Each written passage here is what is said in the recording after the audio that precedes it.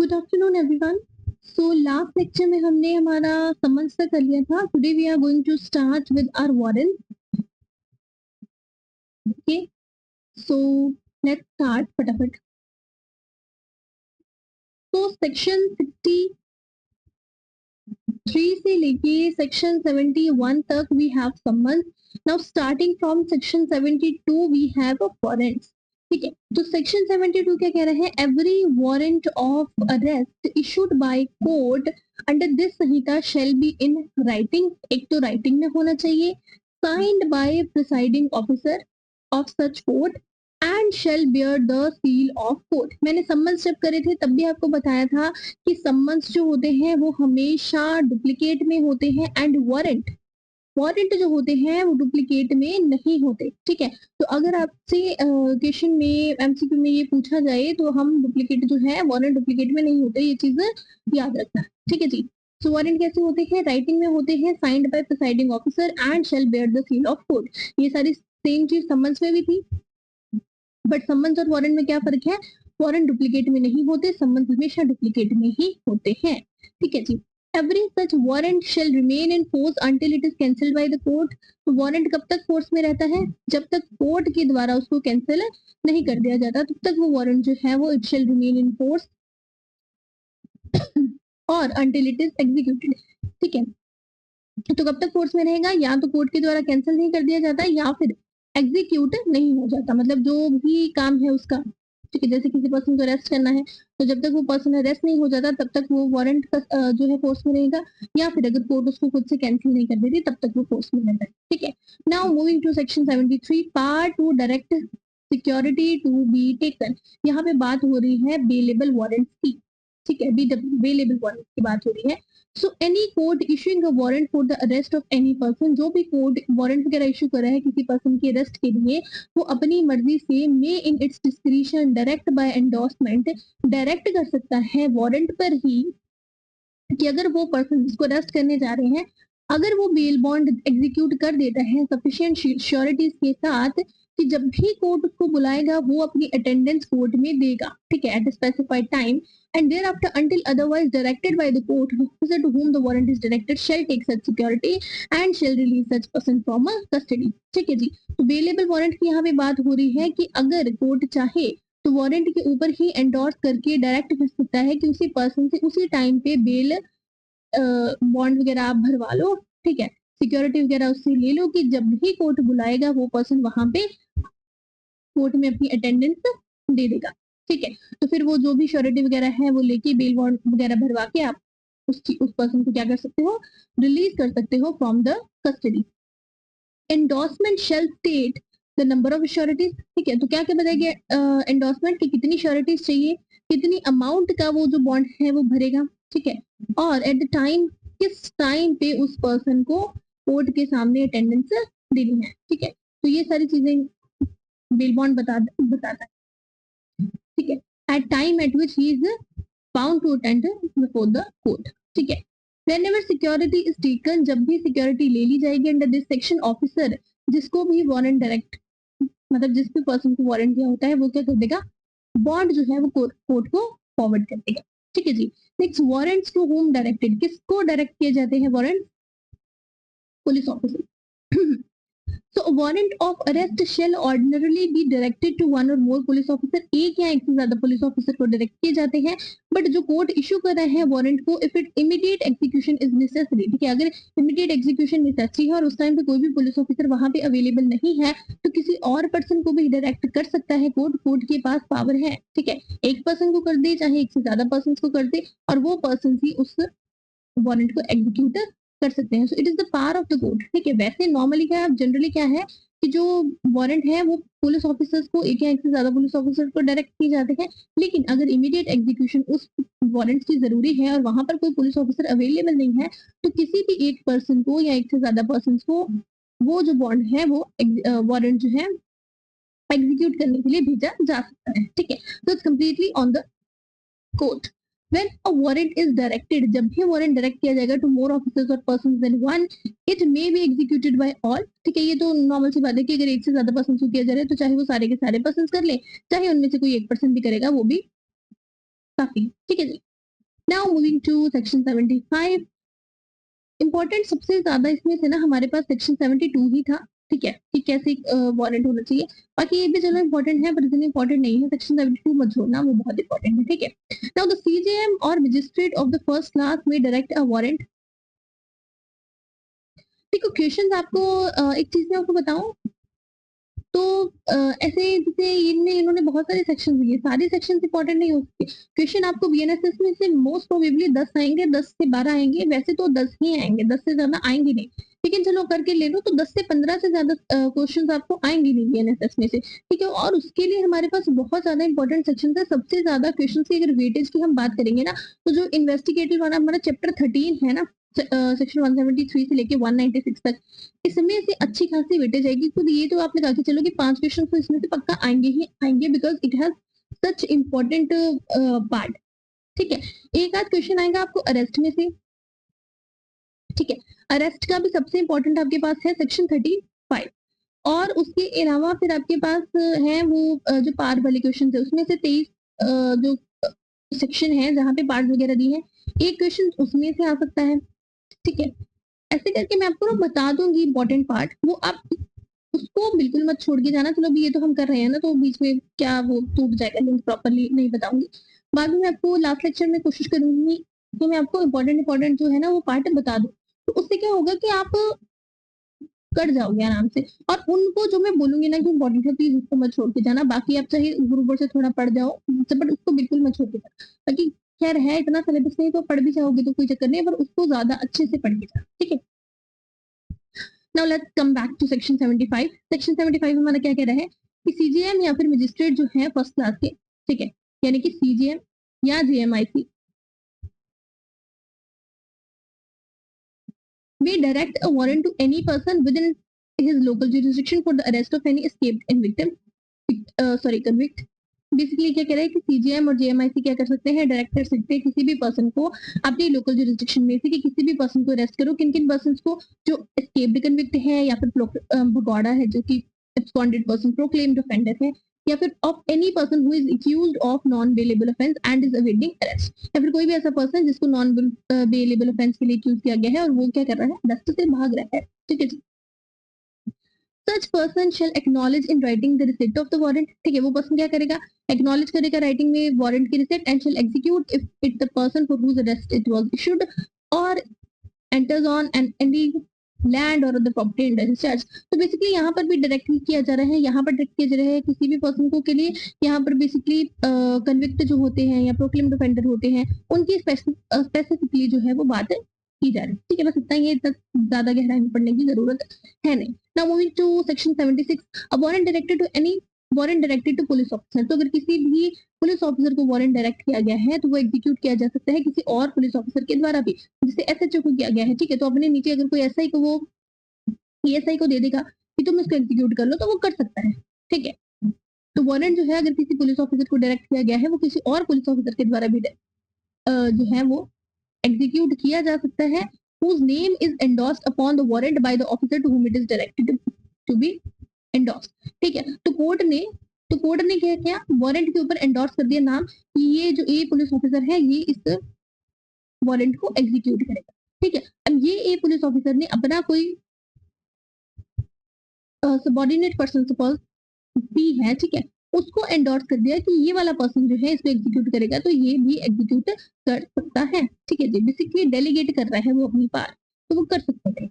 Now section 77 का कह रहा है notification of substance of a warrant, police officer और other person executing a warrant of arrest shall notify the substance to the person to be arrested. अगर यहाँ पर B police officer किसी सी को अरेस्ट करने जा रहा है, तो वो सी को बताएगा कि वो उसको क्यों अरेस्ट कर रहा है, ठीक है।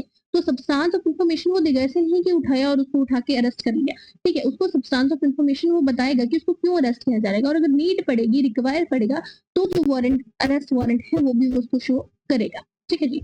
नाउ सेक्शन 78 क्या कह रहा है, person arrested to be brought before court without delay. तो सेक्शन 58 हमने क्या पढ़ा था कि बिना वारंट के अगर आप किसी पर्सन को अरेस्ट कर रहे हो तो विद इन 24 आवर्स आप उसको मजिस्ट्रेट के सामने पेश करोगे। सेक्शन 78 की सेम बात कर रहा है, लेकिन यहाँ पर अरेस्ट किया गया है विद वारंट, ठीक है। तो पुलिस ऑफिसर और other person executing a warrant of arrest shall subject to the provisions of section 73 as to security, मतलब कि अगर तो अवेलेबल वारंट है तो फिर तो उसको छोड़ दिया ना सिक्योरिटी लेके, तो फिर तो बात ही खत्म होगी। लेकिन अगर उसको अरेस्ट किया है तो बिना अननेसेसरी डिले के रिक्वायर्ड बाय लॉ उस पर्सन को कोर्ट के सामने प्रोड्यूस करेगा। कितने टाइम में करेगा? विद इन 24 आवर्स करेगा, exclusive of the time necessary for the journey from the place of arrest to the magistrate court. ठीक है, अगर रास्ते में ही 24 घंटे लग जाएंगे तो फिर तो पॉसिबल नहीं है ना। तो ये टाइम को एक्सक्लूड करके बाकी के 24 घंटे के अंदर अंदर आपको उसको मजिस्ट्रेट के सामने लाना पड़ेगा। ठीक है, वारंट ऑफ अरेस्ट में be executed at any place in India. ठीक है जी, किसी भी जगह पे किया जा सकता है। नाउ सेक्शन 80 से लेके 83 तक ये है नहीं इतने इंपॉर्टेंट। ठीक है, बेसिकली बात की जा रही है कि अगर आउटसाइड जुरिस्डिक्शन, शॉर्ट में बता देती हूँ कि देखो अगर कोई कोर्ट है, ठीक है, अगर तो विद इन जुरिस्डिक्शन में उन्होंने वारंट इशू किया है तो फिर तो बात खत्म हो, ठीक है, फिर तो उनके पास पूरी पावर है, वो कर सकते हैं। लेकिन अगर कोर्ट ने अपनी आउटसाइड जुरिस्डिक्शन किया है तो वो डायरेक्टली ना करके ये जो कोर्ट है, ये ए कोर्ट है, वो क्या करेगी? बी कोर्ट के पास जाएगी। ठीक है, बी कोर्ट के पास जाएगी जिनके पास इस एरिया की जुरिस्डिक्शन है, इनको वारंट ट्रांसफर किए जाएंगे, फिर ये आगे वारंट इशू करके इस पर्सन को अरेस्ट वगैरह करवा के भिजवाएंगे यहाँ पे। ठीक है, ये हमें सेक्शन 80 जो है वो बता रहा है, या कि आउटसाइड जुरिस्डिक्शन क्या प्रोसेस है, जो सम्मन वाला प्रोसेस था वही सेम चलता है यहाँ पर भी। बाकी इतना इंपॉर्टेंट है नहीं, इसको छोड़ भी दोगे कोई चक्कर नहीं है, पढ़ना होगा पढ़ जाना, नो इशू। ठीक है, now moving to proclamation and attachment. Proclamation क्या होता है कि अगर कोई पर्सन के लिए अरेस्ट वारंट इशू किया है, ठीक है, वो जानबूझ के अरेस्ट को इवेड करने के लिए भाग गया है, सामने नहीं आ रहा है, तो उस पर्सन को क्या मान लिया जाता है? प्रोक्लेम्ड ऑफेंडर मान लिया जाता है। ठीक है,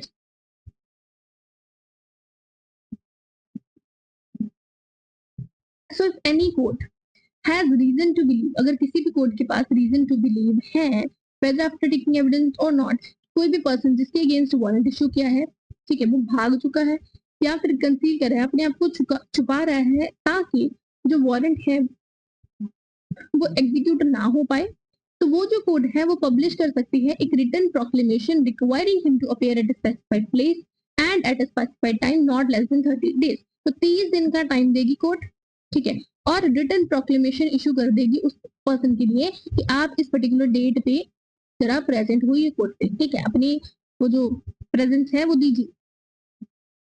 तो प्रोक्लेमेशन कैसे कैसे इशू की जा सकती है? सबसे पहले तो it shall be publicly read in some conspicuous place of the town or village in which he ordinarily resides. तो जिस जगह पे, जिस शहर में वो रह रहा है या जिस जगह पे वो रह रहा है, वहां पर उस जो भी प्रोक्लेमेशन है उसको पब्लिकली रीड किया जाएगा किसी भी कॉन्स्पिशियस प्लेस पे of that town or village. ठीक है, दूसरा इट शैल बी अफिक्स्ड। ठीक है, और क्या कर दिया जाएगा? वहां पे अफिक्स कर दी जाएगी किसी भी conspicuous part of the house पे जहां पे वो पर्सन जो है वो रह रहा है या फिर जहां पर भी वो काम वगैरह कर रहा है वो। ठीक है जी, copy thereof shall be affixed, एक कॉपी जो है वो कोर्ट हाउस में लगा दी जाएगी, ठीक है, किसी भी conspicuous part of the court house में। देन ये एक हो गया। देन अगर कोर्ट को लगे कि जरूरी है तो जो भी डेली न्यूज़पेपर उस जगह पे, उस प्लेस पे सर्कुलेट कर रहे हैं, वहां पर भी वो पब्लिश करवा दिया जाएगा। ठीक है जी, तो ये तरीका हो गया एक।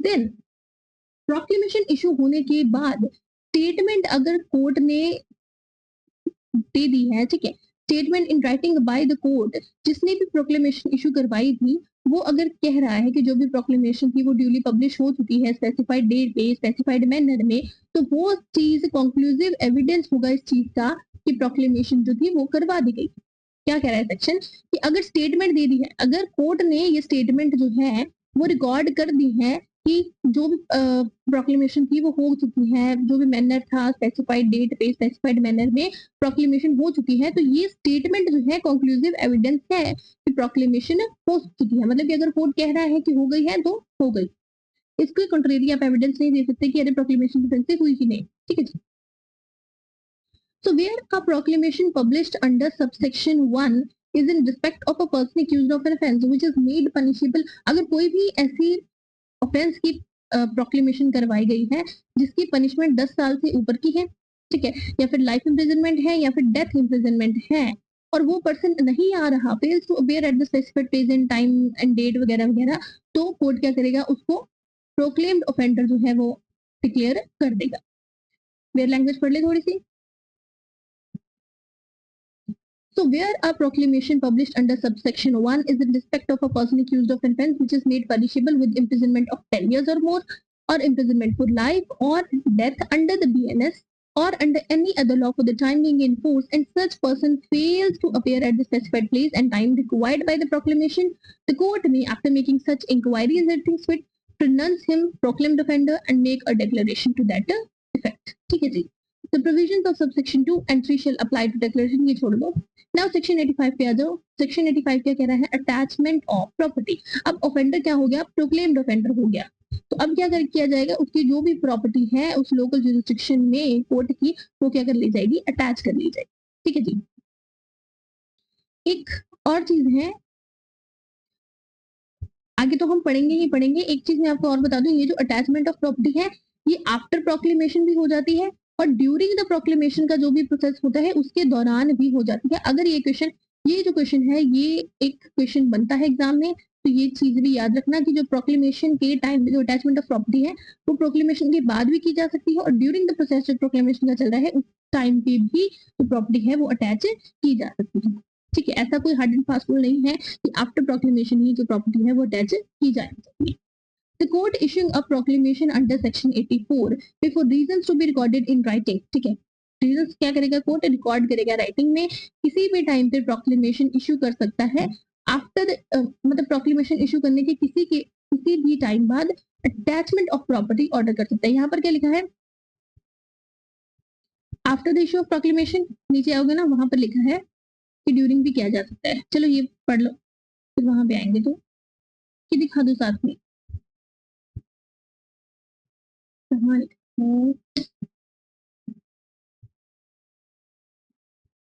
ठीक, साइमल्टेनियसली भी किया जा सकता है.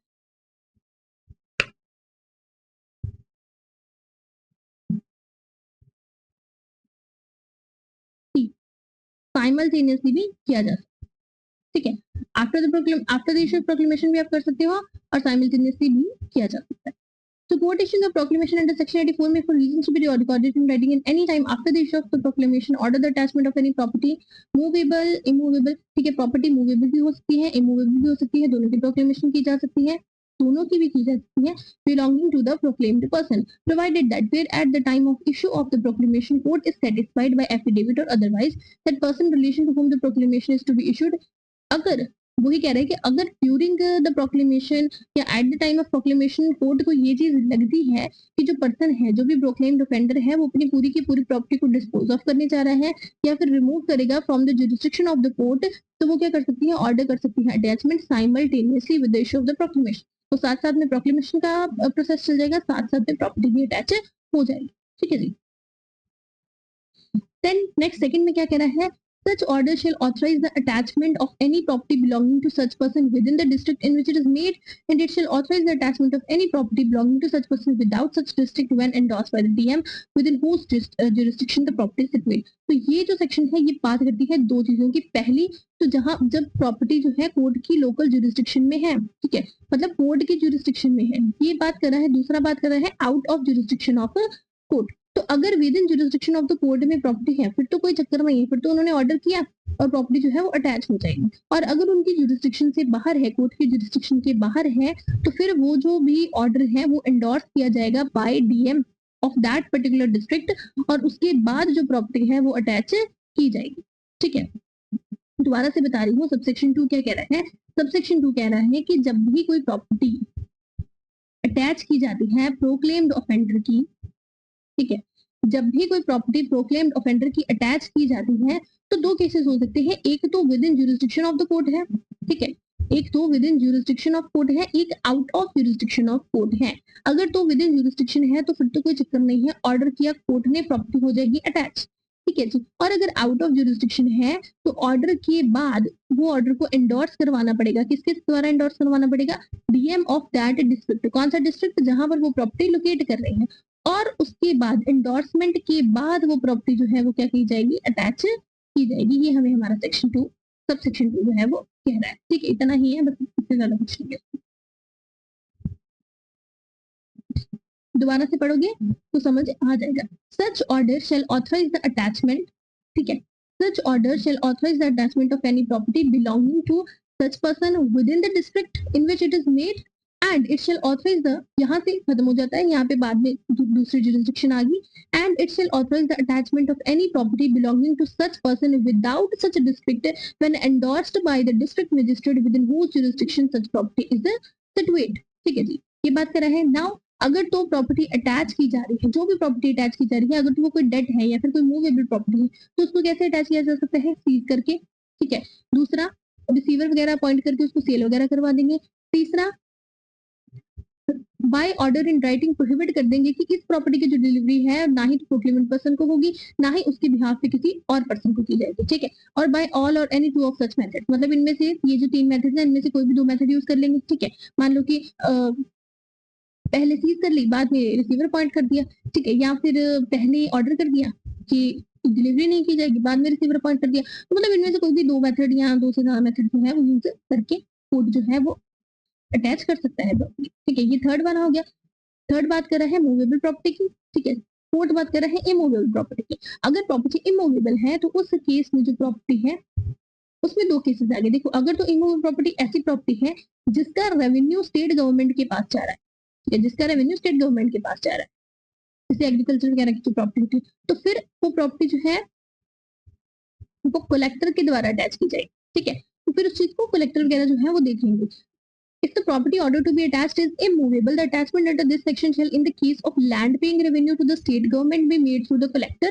ठीक है. तो फिर वो प्रॉपर्टी किसके द्वारा अटैच की जाएगी? कलेक्टर के द्वारा, of the district in which the land is situated, and in all other cases. और अगर वो लैंड पेइंग रेवेन्यू नहीं है तो फिर उस केस में यही हमारे पास प्रोसेस आएगा कि कोर्ट क्या करेगी? पोजेशन ले लेगी. ठीक है. रिसीवर अपॉइंट कर देगी और उसके बाद बाय ऑर्डर इन राइटिंग वो क्या कहेगी कि इसकी पेमेंट ऑफ रेंट या फिर डिलीवरी ऑफ प्रॉपर्टी ना ही तो प्रोक्लेम्ड पर्सन को की जाएगी, ना ही उसके बिहाफ पे किसी और पर्सन को की जाएगी, या फिर बाय ऑल और एनी ऑफ द 2 मेथड. तो इनमें से कोई भी 2 मेथड या 2 से ज्यादा मेथड जो है वो चुन लेगी. ठीक है. दोबारा से बता रही हूँ, सेक्शन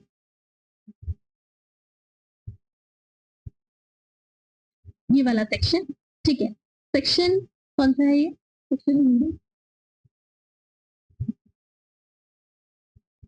85. फिफ्थ वन तो नहीं है,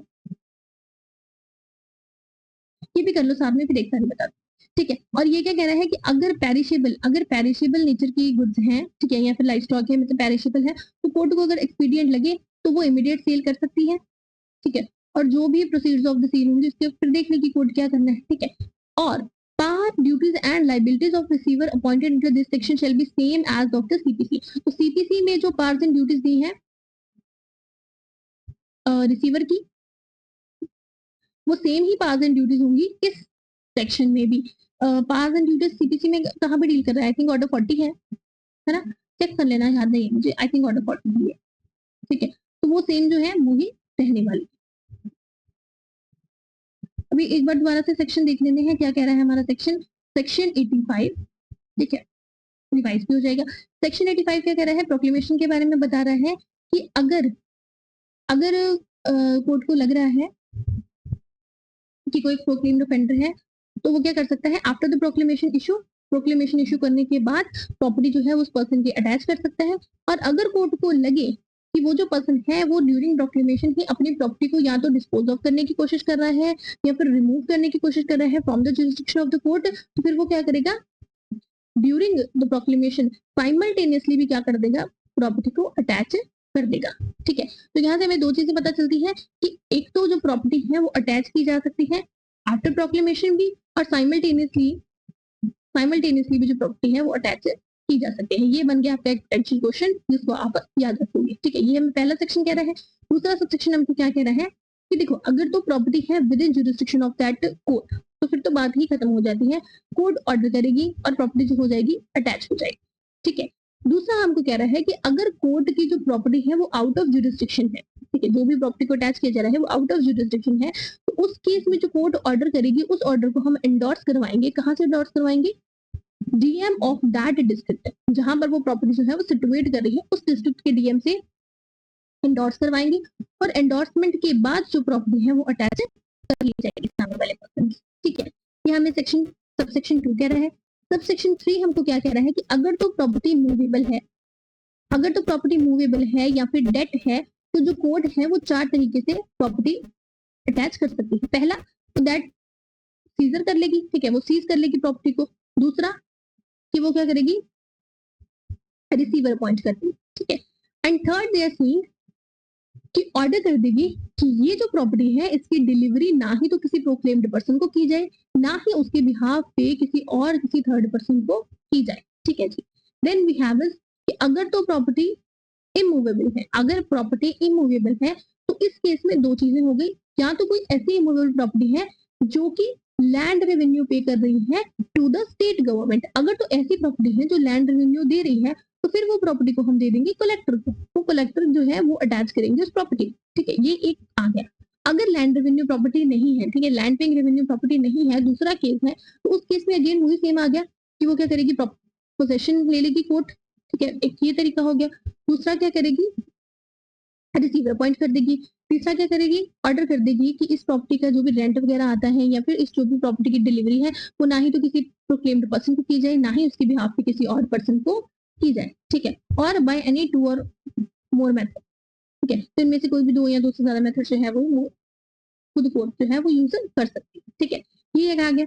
देन वी हैव इज कि अगर प्रॉपर्टी कोई ऐसी प्रॉपर्टी है जो पेरिशेबल नेचर की प्रॉपर्टी है, मतलब कि फटाफट खराब हो जाने वाली है, जैसे दूध दही माखन ये सब चीजें होंगी, ठीक है, तो उस केस में हम क्या करेंगे, कोई भी पेरिशेबल नेचर की प्रॉपर्टी है तो वो जो अगर कोर्ट को लगे कि हाँ जरूरी है तो उसकी इमीडिएट सेल ऑर्डर कर देगी कोर्ट, ठीक है, और जो भी उसकी प्रोसीड होंगी फिर वो देख लेगी कोर्ट उसका क्या करना है, ठीक है।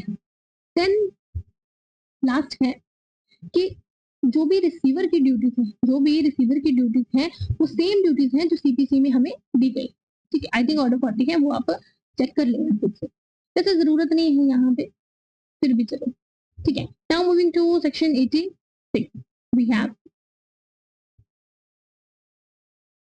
Identification and attachment of property of a proclaimed person.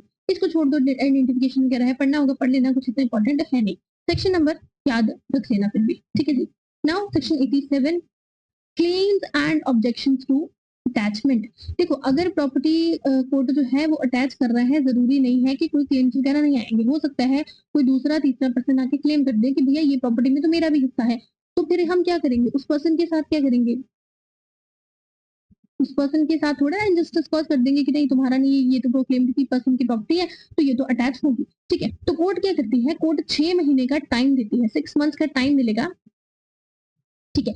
Property attach होने के बाद 6 मंथ का टाइम होता है, उसमें अगर किसी भी पर्सन का कोई भी क्लेम वगैरह है तो वो क्लेम आके पर्सन अपना कर सकता है। तो 6 महीने तक प्रॉपर्टी अटैच होने के बाद प्रॉपर्टी सेल नहीं होती है। 6 महीने का टाइम दिया जाता है किसी भी पर्सन को कि अगर किसी और पर्सन का, किसी थर्ड पर्सन का कोई भी क्लेमेंट वगैरह है या कोई भी ऑब्जेक्शन करना चाहता है, किसी का इंटरेस्ट है इस प्रॉपर्टी में, तो आप आके अपना इंटरेस्ट जो है वो क्लेम कर सकते हो। तो सेक्शन 87 उसी की बात करी है। If any claim is preferred to or objection is made to the attachment of any property attached under section 85 within 6 months, there is limitation period. Time वगैरह, टाइम पीरियड वगैरह जरूर याद रख लेना, ये जरूरी होते हैं, ठीक है। Within 6 months from the date of such attachment by any person other than the proclaimed person on the ground that the claimant or objector has an interest in such property and that such interest is not liable to be attachment under section 85, the claim or objection shall be inquired into, ठीक है। उसके बाद court जो है वो भी claim or objection को inquiry कर लेगी और उसके बाद जो भी उसको ऑर्डर लगेगा वो दे देगी, ठीक है। जरूरी नहीं है कि वो अलाउ ही करेगी, ठीक है, that is on the court कि वो अलाउ कर सकती है, उस इंटरेस्ट को डिसअलाउ कर सकती है या फिर होल इंटरेस्ट को डिसअलाउ कर सकती है या पार्ट को डिसअलाउ या अलाउ कर सकती है, that is complete description of the court provided that any claim preferred or objection made within the period allowed by this subsection may in the event of the death। तो अगर मतलब किसी भी person ने कोई इंटरेस्ट क्लेम किया, उस person की डेथ हो गई, तो उसके बाद वो जो है वो उसके एलआर जो है उसको कंटिन्यू करेंगे, दैट इज ऑब्वियस थिंग, जिसको तो कुछ पढ़ने वाला है, ठीक है। देन क्लेम्स और objections under subsection 1 may be preferred or made in the court by which the order of attachment is issued, ठीक है। कहाँ कहाँ पे कोर्ट, कौन से कोर्ट में प्रेफर किया जाएगा, जिस कोर्ट के द्वारा ऑर्डर ऑफ अटैचमेंट इशू है या तो उसके के बारे में, और अगर 85 सेक्शन 85 2 के बारे में बात की जा रही है तो फिर वहां पे फिर सीजेएम के कोर्ट में आ जाएगा, ठीक है जी। Every such claim or objection shall be inquired into by the court in which is preferred or made। Inquire कौन करेगी, कौन सी कोर्ट करेगी, जहां पर वो क्लेम और ऑब्जेक्शन प्रेफर किया गया है।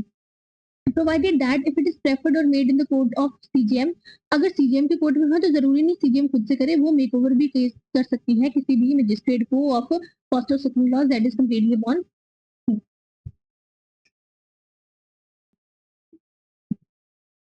Next, any person whose claim or objection has been disallowed.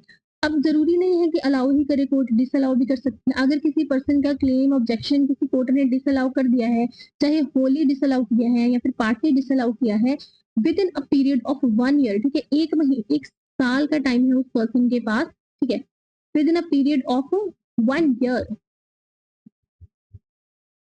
within a period of 1 year that person can appeal in the higher court, ठीक है। तो जो भी हायर कोर्ट है वहां पे अपील, तो हायर कोर्ट में जो कोर्ट है वो क्या कर सकता है, अपील वगैरह कर सकता है। कहाँ गया हमारा, with in a period of 1 year from the date of such order instead of suit to establish the right which he claims in respect of the property in dispute, but such subject to the result of such order, the order shall be conclusive। तो now ये क्या कह रहे हैं कि वैसे ये यहाँ पे जो ऑर्डर किया है कोर्ट ने, ठीक है, मतलब कि जो भी आपका इंटरेस्ट है वो अलाउ किया है, डिसअलाउ किया है, वो जो ऑर्डर है वो कंक्लूसिव ऑर्डर है। बाकी अगर कोर्ट फर्दर अपील कर रहा है तो फिर वो जो भी अपील का रिजल्ट होगा वो अलग बात है, लेकिन वैसे ये जो ऑर्डर है वो क्या होगा, कंक्लूसिव होगा। तो यहाँ पे हमें 2 टाइम पीरियड हैं, बस हमको 2 टाइम पीरियड सबसे इंपॉर्टेंट है वो याद रखना ना, कि अगर किसी भी पर्सन का यहाँ पे जो भी प्रॉपर्टीज को हम किया गया है, अटैच किया गया है, अगर किसी भी पर्सन का कोई भी क्लेम है उन प्रॉपर्टी में, या फिर कोई भी पर्सन जो है वो ऑब्जेक्ट करना चाहता है, तो विद इन 6 मंथ, 6 महीने के अंदर अंदर दैट पर्सन क्या है ना ऑब्जेक्ट, ठीक है। अब यहाँ पर कोर्ट जो है वो पूरी तरह से चाहे अलाउ कर दे, चाहे डिसअलाउ कर दे, चाहे पार्टली अलाउ पार्टली डिसअलाउ कर दे, that is completely under description of the court.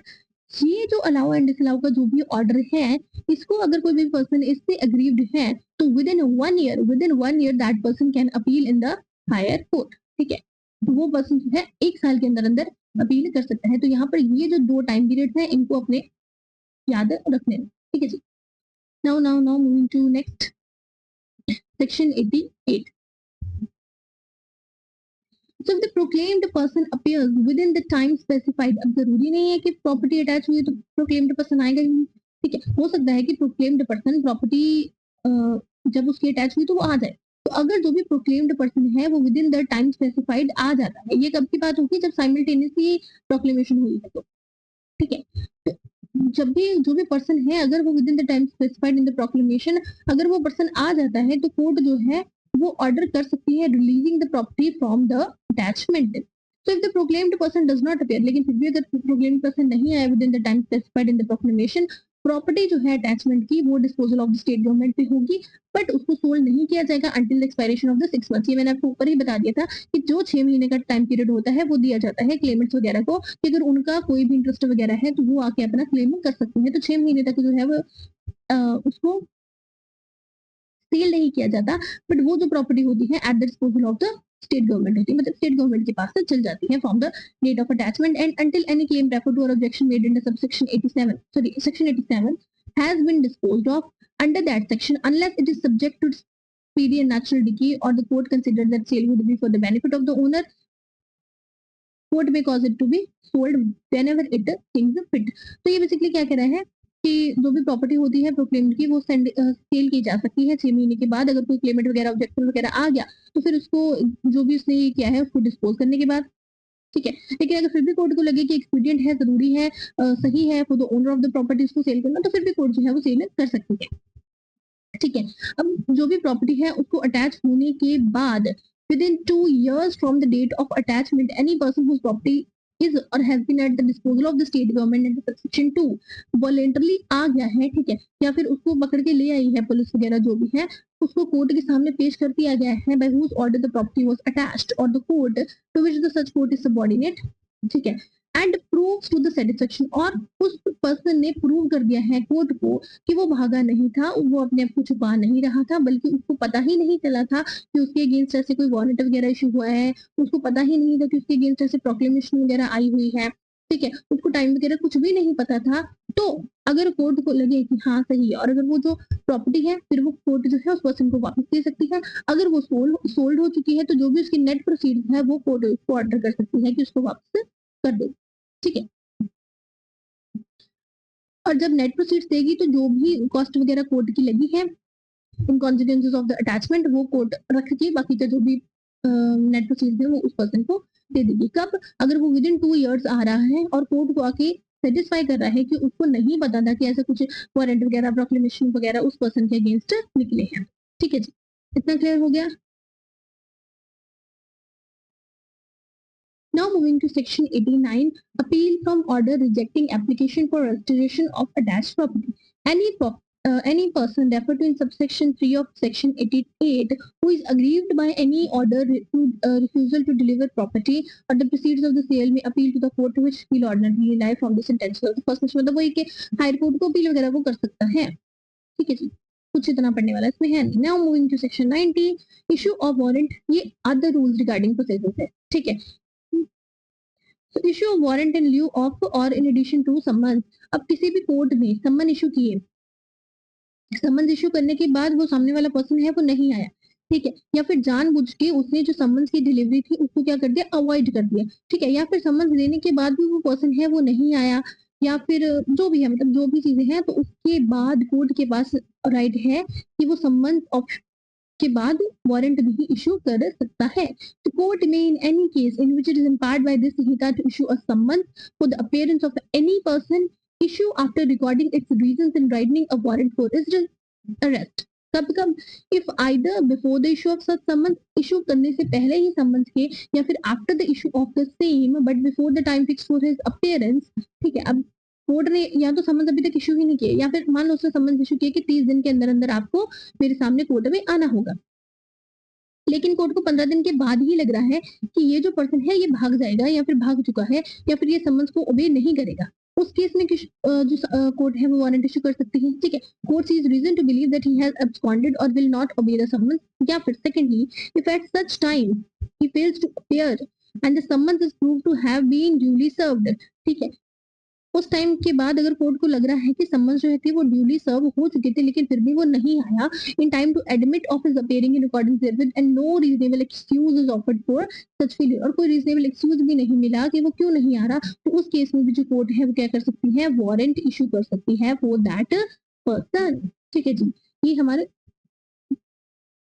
Section 19 को कह रही है. Now moving to section 91, power to take bond or bail bond for appearance. मतलब कि बेलेबल वारंट जो कोर्ट है वो इशू करेगा, ठीक है, कि जो भी पर्सन है वो क्या करेगा, बेल वगैरह बॉन्ड वगैरह उससे साइन करवा के उस पर्सन को वहीं के वहीं जो है रिलीज कर सकता है. So where any person for whose appearance or arrest the officer presiding in any court is empowered to issue summons or warrant is present in such court. अगर वो पर्सन सॉरी वो है, ठीक है ठीक है, अगर कोई पर्सन जो है वो प्रेजेंट है कोर्ट में, तो जो भी ऑफिसर है वो कोर्ट उस पर्सन को कह सकता है कि आप बॉन्ड वगैरह एग्जीक्यूट कर दो, बेल बॉन्ड वगैरह एग्जीक्यूट कर दो, कि जब भी कोर्ट बुलाएगा आप आ जाओगे तो फिर उस पर्सन को जो है वो छोड़ा जा सकता है, ठीक है जी. Arrest on breach of bond or bail bond for appearance when where any person who is bound by any bond or bail bond, ठीक है. अब कोई पर्सन है उसने बॉन्ड भी दे दिया, बेल बॉन्ड भी दे दिया और उसके बाद भी वो कोर्ट पे नहीं आ रहा, ठीक है, तो that person is bound by bond or bail bond under this Sanhita does not appear, ठीक है, और उसके बाद भी वो कोर्ट में नहीं आया, जो भी ऑफिसर प्रिसाइडिंग है इन सच कोर्ट में issue a warrant directing that such person be arrested and produced before him. तो जो भी पर्सन है, जो भी प्रिसाइडिंग ऑफिसर है वो वारंट वगैरह इशू करके उस पर्सन की जो अरेस्ट है वो करवा सकता है, ठीक है. मतलब कि बॉन्ड बेल जो बॉन्ड है, बेल बॉन्ड है, वो क्या होता है, कंडीशनल होता है ना. कंडीशनल कंडीशन क्या होती है कि अगर कोर्ट बुलाएगा आपको आना पड़ेगा. अब आप ये जो कंडीशन है इसका ब्रीच कर रहे हो, तो ऐसा तो है नहीं कि आपकी ये जो रिलीज थी वो एब्सोल्यूट रिलीज थी, ठीक है, दैट इज कंडीशनल. और अगर आप कंडीशन नहीं कर रहे हो तो दोबारा से जो वारंट है वो इशू किया जा सकता है for the rest of that person, ठीक है. Section 93, the provisions contained in this chapter relating to summons and warrant and the issue, service and execution shall so far as may be applied to every summons and every warrant of arrest issued under this संहिता. मतलब कि ये जो है वो जहां पे भी समन issue होंगे या वारंट इशू होंगे, ये जो प्रोविजंस है वो अप्लाई होंगे, बस यही सेक्शन कह रहे हैं. तो सेक्शन 94 से तो है नहीं डन, वी हैव सेक्शन 125, तो 129 तक है ना हमारे पास.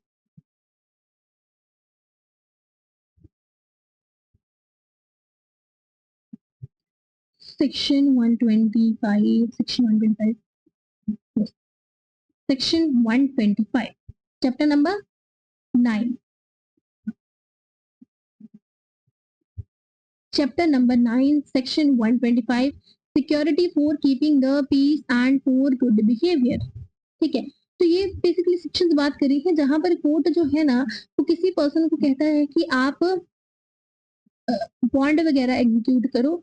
क्यों बॉन्ड एग्जीक्यूट करो, कि आप पीस रखोगे, ठीक है ना, कीपिंग द पीस या फिर गुड बिहेवियर आप रखोगे, इस चीज के लिए जो कोर्ट है वो बॉन्ड वगैरह इशू करवाता है। उस वो जो सेक्शन है वो कहाँ पे कवर किए जाते हैं, 125 से लेके 129 तक। ठीक है। So when court of session, कौन कौन सा सेशन, कोर्ट ऑफ सेशन या फिर magistrate of first class convicts a person, किसी भी पर्सन को वो कन्विक्ट कर रहे हैं of any of the offences specified in subsection 2, in offences के लिए, और of abetting any such offence, या इन सब की अबेटमेंट के लिए, and is of the opinion, और उनको लगता है that is court of session को या फिर जेएमआईसी को लग रहा है कि जरूरी है इस पर्सन से सिक्योरिटी लेना फॉर कीपिंग द पीस, कि ये क्या रखेगा, शांति बना के रखेगा। तो कोर्ट जो है at the time of passing the sentence, जिस टाइम वो सेंटेंस पास कर रहा है उस पर्सन पे, उसको ऑर्डर कर सकता है कि एग्जीक्यूट कीजिए बॉन्ड या फिर bail bond for keeping the peace for such period not exceeding 3 years. कितने टाइम का बॉन्ड वो एग्जीक्यूट करवा सकता है, 3 साल तक का। ठीक है, अप टू 3 इयर्स वो कोर्ट जो है बॉन्ड एग्जीक्यूट करवा सकता है एज इट टेक्स फिट। कौन कौन से ऑफेंसेस के लिए, कोई भी ऐसे offences which is punishable under chapter 11 of the Bharatiya Nyaya Sanhita other than offence punishable under section other than. ठीक है, चैप्टर 11 के जितने भी ऑफेंसेस हैं वो किन किन को छोड़ के, सेक्शन 193 सबसेक्शन 1, सेक्शन 196, 197 छोड़ के। ठीक है, any offence which consists of or includes assault using criminal force or mischief, ये सारे जो ऑफेंसेस होते हैं असॉल्ट वाले, मिसचिफ वाले, क्रिमिनल इंटिमिडेशन, क्रिमिनल फोर्स, ये सारे ऑफेंसेस। ठीक है, क्रिमिनल इंटिमिडेशन आ गई। Then any other offense which falls or was intended or was known likely to be cause breach of the peace, कोई भी ऐसे ऑफेंसेस जो ब्रीच ऑफ पीस कर रहे हैं। ठीक है, उन सब ऑफेंसेस के लिए क्या कर सकता है, कोर्ट ऑर्डर कर सकता है कि आप बॉन्ड एग्जीक्यूट करो अप टू 3 इयर्स। और ये जो बॉन्ड है ये कब होगा, जब कन्विक्शन की है, तो कन्विक्शन के साथ ये जो बॉन्ड है उनको एग्जीक्यूट करने के लिए कहा जाएगा। नाउ अगर कन्विक्शन ही सेटिस्फाइड हो जाती है तो फिर बॉन्ड और बेल बॉन्ड जो है वो भी क्या हो जाएंगे, वॉइड हो जाएंगे। And order under this section may also be made by an appellate court, अगर कोई एपेलेट कोर्ट है या फिर कोर्ट जो भी है डिवीजन वगैरह की पार्स यूज कर रही है, उस केस में वो कोर्ट भी जो है वो ऑर्डर इशू कर सकते हैं। नाउ सेक्शन 126 क्या कह रहा है, security for keeping peace in other cases. अब यहाँ पर ये वाले केसेस आगे, अब उनके अलावा जो और केसेस हैं उनकी बात की जा रही है कि उन केस में कहाँ पे किया जा सकता है, एग्जीक्यूटिव मजिस्ट्रेट जो होता है वो करता है। तो जब भी executive magistrate will receive an information that any person is likely to commit a breach, अभी यहाँ पर ब्रीच ऑफ पीस कमिट हुई नहीं है, ऊपर तो कन्विक्शन की, ठीक है ना, यहाँ पर ब्रीच ऑफ पीस कमिट हुई नहीं है, लेकिन एग्जीक्यूटिव मजिस्ट्रेट के पास इंफॉर्मेशन है कि ये जो पर्टिकुलर पर्सन है ना, ये ब्रीच ऑफ पीस जो है वो कर सकता है।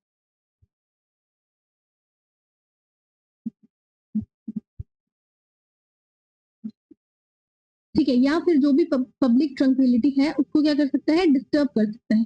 तो उस केस में when an executive magistrate receives information that any person is likely to commit a breach of the peace or disturb the public tranquility or to do any wrongful act that may probably occasion a breach of peace, या फिर कोई भी ऐसा act करेगा जिससे या तो breach of peace हो जाएगी या फिर पब्लिक ट्रैंक्विलिटी जो है वो डिस्टर्ब होगी, और ओपिनियन है उसका कि सफिशिएंट ग्राउंड है उस पर्सन के अगेंस्ट कि उस पर्सन के अगेंस्ट बॉन्ड जो है वो इशू किया जाना चाहिए, तो वो पर्सन, तो एग्जीक्यूटिव मजिस्ट्रेट क्या करेगा, उस पर्सन को कहेगा कि आप शो कॉज करो, मतलब कि आप रीजन दो कि क्यों आपके अगेंस्ट में ऑर्डर ना करूं कि आप बॉन्ड एग्जीक्यूट करो। और अगर तो वो पर्सन यहाँ पर शो कॉज करके सेटिस्फाई कर देता है ईएम को, तो ठीक है, नहीं तो जो ईएम है वो क्या कर सकता है, ऑर्डर कर सकता है उस पर्सन को बॉन्ड एग्जीक्यूट करने के लिए अप टू 1 ईयर। ठीक है, नॉट एक्सीडिंग 1 ईयर, यानी कि अप टू 1 ईयर कि आप बॉन्ड एग्जीक्यूट करो, कि 1 साल तक आप ब्रीच ऑफ पीस नहीं करोगे, कोई ऐसा एक्ट नहीं करोगे that will disturb the public tranquillity. ठीक है, दोबारा से बता रही हूँ कि जिन भी केसेस में, यहाँ पर ऊपर वाले केसेस हैं उनको छोड़ के अगर किसी भी केस में,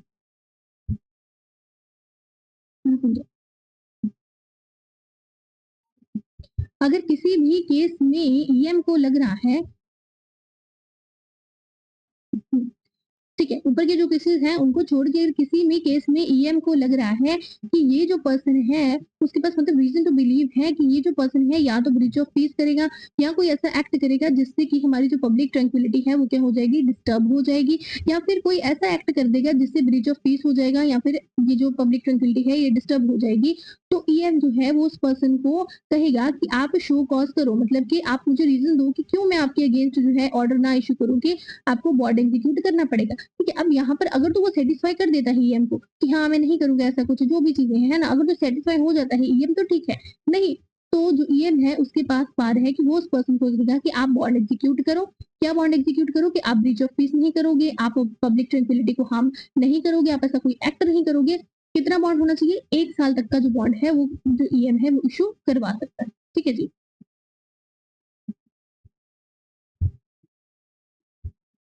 क्लियर हो गया आपको? देखो मैं पहले ही बोलती हूँ, डाउट वगैरह हो तो मुझसे पूछ लिया करो कमेंट्स वगैरह में, ठीक है।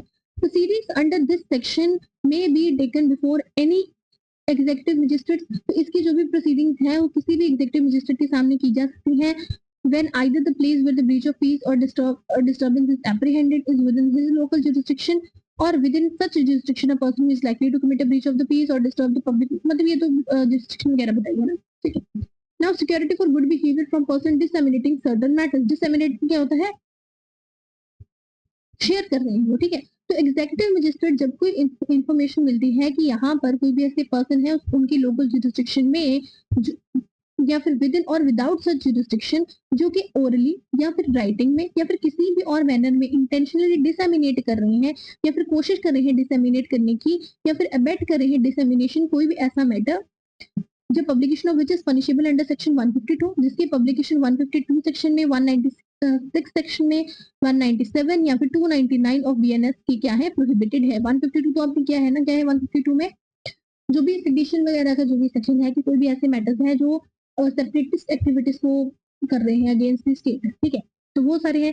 या फिर सेक्शन 196 के जो मैटर्स हैं, 197 के, 299 ऑफ बीएनएस के जो भी मैटर्स हैं उनकी पब्लिकेशन डिसेमिनेट कर रहा है या फिर अटेम्प्ट कर रहा है या बेट कर रहा है, या फिर कोई भी ऐसे मैटर जो किसी जज को लेके हैं, एक्टिंग जज को लेके हैं, ठीक है, जिन्होंने कोई भी ऐसा एक्ट किया है in their official in the discharge of official duties which amounts to criminal intimidation or defamation under the Bharatiya Nyaya संहिता, ठीक है। तो उन मैटर्स की अगर कोई डिसेमिनेशन हो रही है या फिर कोई भी ऐसा ऑब्सीन जो भी मैटर है उसको मेक कर रहा है, प्रोड्यूस कर रहा है, ठीक है, या फिर पब्लिश कर रहा है या फिर सेल के लिए रख रहा है, इंपोर्ट कर रहा है, एक्सपोर्ट कर रहा है, कन्वे कर रहा है, सेल कर रहा है, lets to hire, disturb, distribute कर रहा है, पब्लिकली एग्जिबिट कर रहा है, कोई भी ऐसा मैटर जो कि ऑब्सीन मैटर है as refer to under section 294 of BNS, ठीक है। तो ऐसे अगर कोई भी मैटर है, अगर पीएम को पता है कि ऐसा कुछ एक्ट हो रहा है तो और अगर मजिस्ट्रेट के पास सफिशिएंट ग्राउंड है इन सारे पर्सन के अगेंस्ट प्रोसीड करने के, तो मजिस्ट्रेट जो है वो रिक्वायर करेगा अगेन उस पर्सन को शो कॉज, जहां पर भी ईएम बॉन्ड एग्जीक्यूट करवा रहा है वहां पर मोस्ट ऑफ द टाइम जो शो कॉज है वो मजिस्ट्रेट देते हैं कि आप रीजन बताओ कि क्यों नहीं आपके अगेंस्ट में ऑर्डर करूं, और उसके बाद अगर उनको सेटिस्फाई हो तो ठीक है, नहीं तो वो जो है बॉन्ड वगैरह या वेट बॉन्ड वगैरह इशू करवा सकते हैं उनसे for the good behaviour for such period not exceeding again 1 year है। एज यहाँ पर सिर्फ एक ही जगह पे 3 साल है सेक्शन 129 में, जहाँ पे भी विजुअल ऑफेंडर्स है, वैसे एक साल का ही है ईएम का, ठीक है जी।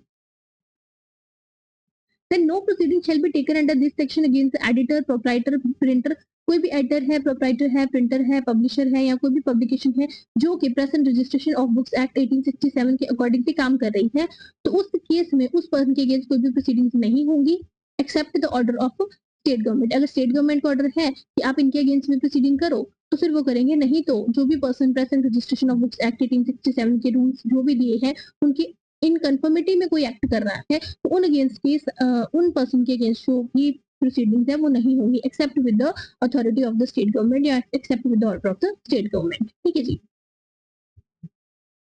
Now, when an executive magistrate receives information, जब भी executive magistrate को information मिल रही है कि उसके local jurisdiction में कोई भी person है जो कि precautions ले रहा है अपनी presence को conceal करने के लिए और reason to believe है कि वो जो person है वो कोई ना कोई cognizable offense करने वाला है, magistrate जो है again रिक्वायर करेगा उस पर्सन को कि आप शो कॉज करो कि क्यों आपके अगेंस्ट मैं बॉन्ड एग्जीक्यूट नहीं करवाऊं।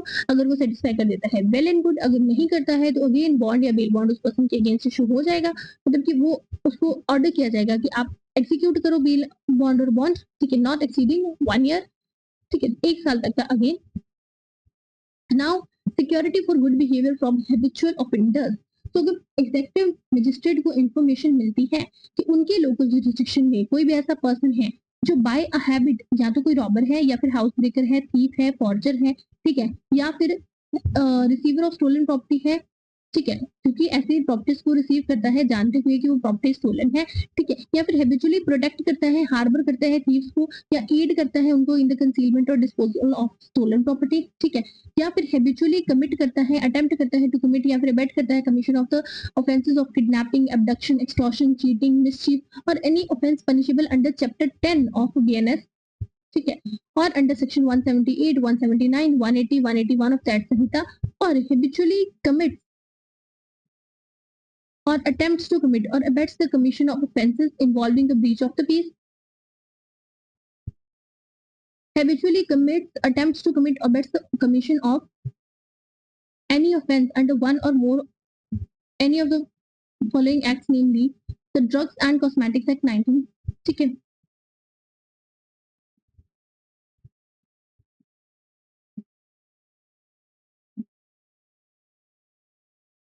कोई भी ऐसे ऑफेंस जो इन एक्ट के अंदर है, ड्रग्स एंड कॉस्मेटिक्स एक्ट 1940, ये foreigners act, employed provident act, उनकी मिसलेनियस प्रोविजंस, ठीक है, essential commodity protection of civil right custom act, इन सब के अगेंस्ट कोई भी ऐसे एक्ट करता है या फिर कोई भी ऐसा ऑफेंस कर रहा है punishable under any law the prevention of hoarding or profiteering और adulteration of food और drugs और corruption, और इतना ज्यादा desperate dangerous है without as to render being at large without security hazardous to the community, तो वो क्या करेगा, मजिस्ट्रेट अगेन क्या करेंगे, उस पर्सन को शोकॉज करेंगे कि आप शोकॉज करो कि क्यों आपके अगेंस्ट जो बॉन्ड है वो एग्जीक्यूट नहीं करवाना चाहिए, और अगर वो हो जाते हैं तो ठीक है, नहीं तो बेल बॉन्ड या फिर बॉन्ड उनसे एग्जीक्यूट करवाया जाएगा for good behaviour not exceeding 3 years. मैंने आपको बोला था कि एक ही जगह 3 साल है जहां पर हैबिचुअल ऑफेंडर्स की बात आ रही है 129 में, बाकी हर जगह पे 1 साल की बात की गई, ठीक है जी।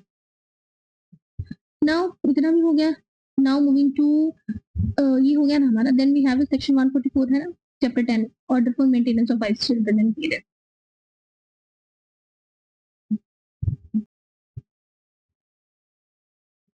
Now moving to chapter 10, section 144, order for maintenance of wives, children and parents, ठीक है, तो मेंटेनेंस हम और कहाँ पे पढ़ते हैं, हिंदू मैरिज एक्ट में पढ़ते हैं, ठीक है, और उसके अलावा यहाँ पर सीआरपीसी में हमारी सेक्शन होती थी 185 और यहाँ पर हमारे पास है 144, ठीक है, दोनों ही याद रखना, सीआरपीसी की भी याद रखना, it's very important and very section, ठीक है। So order for maintenance of wives, children and parents, so if any person having sufficient means, ठीक है, किसी भी पर्सन के पास क्या है, sufficient means, और उसके बाद भी वो निगलेक्ट कर रहा है, रिफ्यूज कर रहा है to maintain his wife, unable to maintain herself, his legitimate or illegitimate child, whether married or not married, unable to maintain herself, फर्क नहीं पड़ता लेजिटिमेट चाइल्ड है, इलेजिटिमेट चाइल्ड है, मैरिड है, अनमैरिड है, अगर कोई भी ऐसा बच्चा है जो अपने आप को मेंटेन नहीं कर पा रहा है तो it is the responsibility of the parents, अगर उनके पास सफिशिएंट मींस है कि वो उनको क्या करे, मेंटेन करे। हिज लेजिटिमेट और इलेजिटिमेट चाइल्ड, ठीक है, लेजिटिमेट चाइल्ड है, इलेजिटिमेट चाइल्ड है, not being a married daughter, क्योंकि मैरिड डॉटर की किसके पास जाएगी, उसके हस्बैंड के पास, ठीक है, वो फिर किसकी रिस्पॉन्सिबिलिटी हो जाएगी, उसके हस्बैंड की, तो हिज इलेजिटिमेट और legitimate child not being a married daughter who has attend majority, अब उसने क्या करना है, मेजॉरिटी अटेन कर ली है, but his such child is by reason of any physical or mental abnormality or injury unable to maintain himself, मतलब कि डिसेबल पर्सन है, किसी तरीके से डिसेबल बच्चा है, वो अपने आप को मेंटेन नहीं कर सकता, his father or mother, even father or mother को करने की जिम्मेवारी भी किसकी होती है, बच्चों की होती है, ठीक है, so was unable to maintain himself or herself, ठीक है जी। तो यहाँ पे कौन कौन से कवर हो रहे हैं, वाइफ कवर हो रही है, फादर मदर कवर हो रहे हैं, इलेजिटिमेट लेजिटिमेट चाइल्ड कवर हो रहे हैं, मैरिड है अनमैरिड है फर्क नहीं पड़ता है, बट मैरिड डॉटर कवर नहीं होगी, क्यों नहीं कवर होगी, अगर वो मेजर है तो, क्योंकि फिर उसकी रिस्पॉन्सिबिलिटी किसके पास आएगी, उसके हस्बैंड के पास आएगी, ठीक है जी। एडॉप्टिव एडॉप्टिव बच्चे भी यहाँ पे कवर हो रहे हैं, ये भी एक चीज याद रखना, एडॉप्टिव पेरेंट्स जो है वो भी कवर हो रहे हैं यहाँ पर, ठीक है, कि मतलब जो बच्चे हैं उनकी जिम्मेवारी है कि अडॉप्टिव पेरेंट्स है, अगर उनको भी आपको क्या करना पड़ेगा, मेंटेन करना पड़ेगा, और अगर कोई अडॉप्टिव पेरेंट्स है, उन्होंने मतलब कोई भी पेरेंट्स है जिन्होंने अडॉप्टिव बच्चे लिए हैं, तो वो भी क्या है, उनको भी मेंटेन करना पड़ेगा, ठीक है जी। A magistrate of the first class may upon proof of such neglect or refusal, और क्या कर रहा है, अगर पर्सन सफिशिएंट मींस में निग्लेक्ट रिफ्यूज कर रहा है तो magistrate of first class that is JMIC जो है वो क्या कर सकते हैं, on upon proof of such neglect or refusal, order such person to make a monthly allowance for the maintenance of his wife or such child, father or mother of at such monthly rate as such magistrate thinks fit, to pay the same to such person as the magistrate from time to time direct. ठीक है, तो फिर जो magistrate of जेएमएससी है वो क्या करेंगे, direction देंगे कि आप मंथली अलाउंस जो है वो दो, जो भी बच्चा है, पेरेंट्स हैं, जिनको भी है उनको आप प्रोवाइड करो। ठीक है,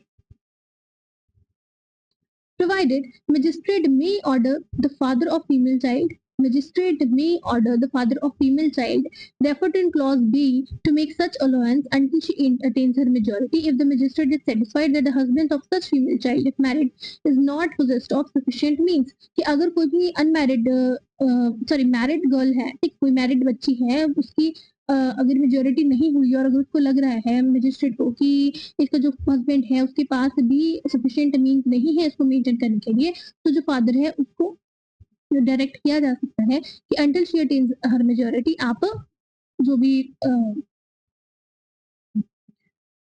मेंटेनेंस वगैरह है आप उसको प्रोवाइड कर दो। ठीक है, provided further the magistrate may during the pendency of the proceedings, अब देखो ये जो मेंटेनेंस की प्रोसीडिंग्स होती हैं ये तो सालों साल चलती हैं, ठीक है, मतलब टाइम तो ऑफ कोर्स लगेगा ना अगर प्रोसीडिंग्स यहाँ पे चल रही है। तो provided further magistrate may during the pendency of the proceeding regarding monthly allowance for the maintenance under this subsection order such person to make a monthly allowance for the interim maintenance, तो उसके time तक, उस time तक जब तक ये चीज decide नहीं हो जाती कोई इंसान कैसे सर्वाइव करेगा, तो जो मजिस्ट्रेट है वो इंटरिम मेंटेनेंस जो है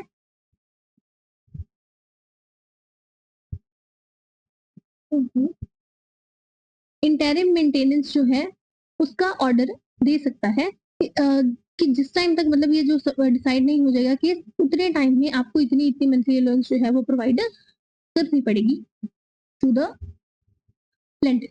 ठीक है, provided further that the magistrate may during the pendency of the proceedings regarding monthly allowance for the maintenance under this subsection order such person to make a monthly allowance for the interim maintenance of his wife or such child, father or mother and the expenses of such proceeding which the magistrate consider reasonable, और जो भी expenses वगैरह है वो भी order कर सकता है कि आप दो इसको। ठीक है जी, from time to time direct, provided also that an application for monthly allowance for the interim maintenance and expenses of proceeding under the second proviso shall as far as possible be disposed, तो जो भी interim maintenance की भी अगर application है तो वो 60 दिन के अंदर अंदर जो है वो क्या होनी चाहिए, डिस्पोज ऑफ होनी चाहिए एज फार एज पॉसिबल, क्योंकि ऑफकोर्स अगर इंटरिम मेंटेनेंस की जो प्रोसीडिंग है उसको ही अगर इतना टाइम लग जाएगा तो फिर मतलब कैसे पर्सन सर्वाइव करेगा, तो उस वजह से 60 दिन के अंदर अंदर max to max as far as possible जो है वो हो जानी चाहिए from the date of service of notice of the application to such person.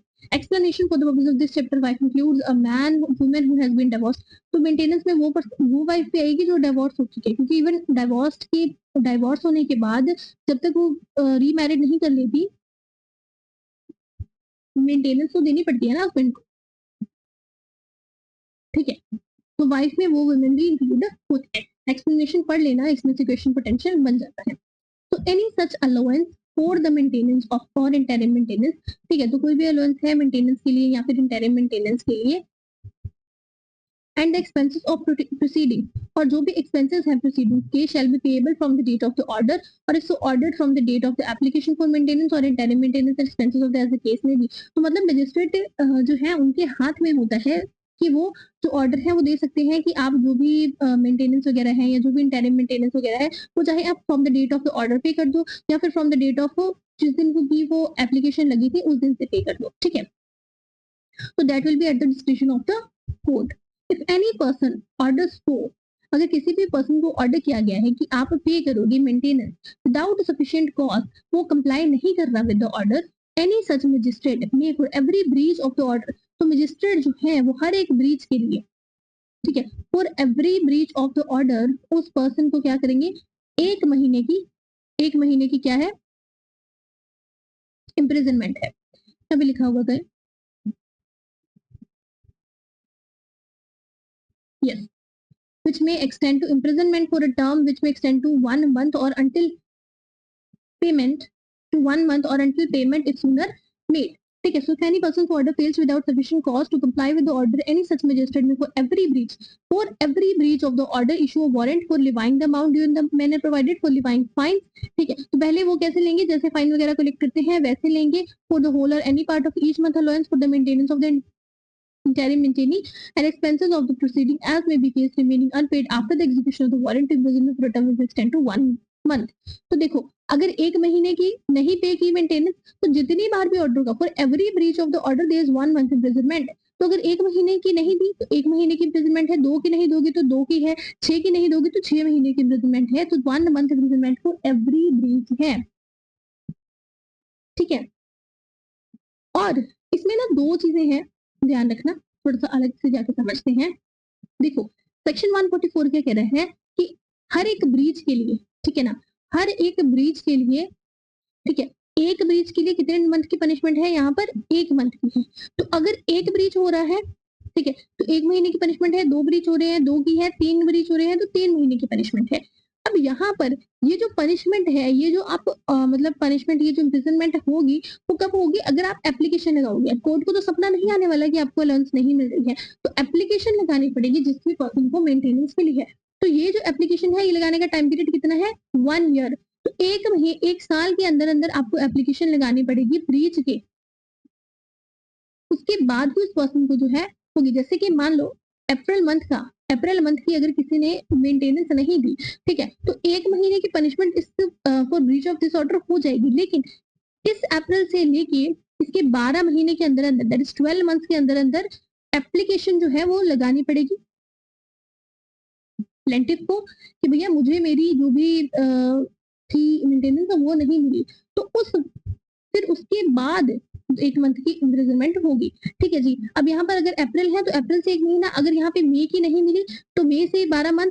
ठीक है. अगर यहाँ पे जून की नहीं मिली तो जून से 12 मंथ. ठीक है. तो जिस भी मंथ की नहीं मिलेगी उस मंथ से स्टार्ट होंगे और 1 साल के अंदर अंदर जो एप्लीकेशन है वो लगानी पड़ेगी कोर्ट में.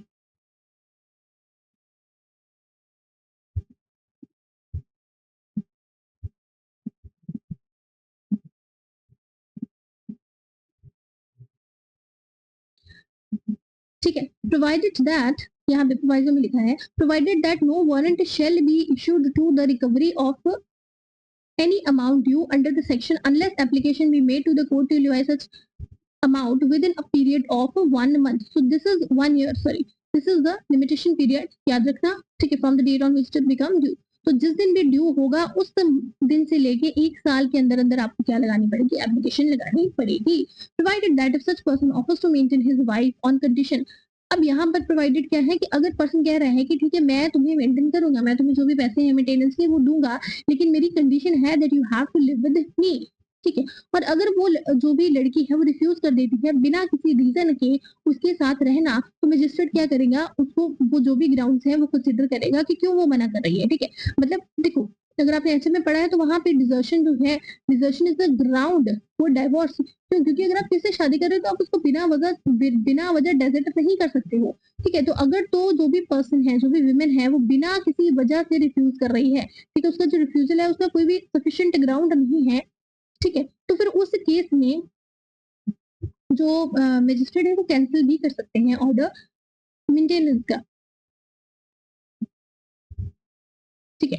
और अगर कोई जस्ट ग्राउंड है तो फिर तो आपको मेंटेनेंस देनी पड़ेगी. अब जस्ट ग्राउंड क्या है, if a husband has contracted marriage with another woman, अगर उसने किसी और से शादी कर ली है या फिर वो मिस्ट्रेस रखता है, तो it shall be considered a just ground for his wife refusal to live with him.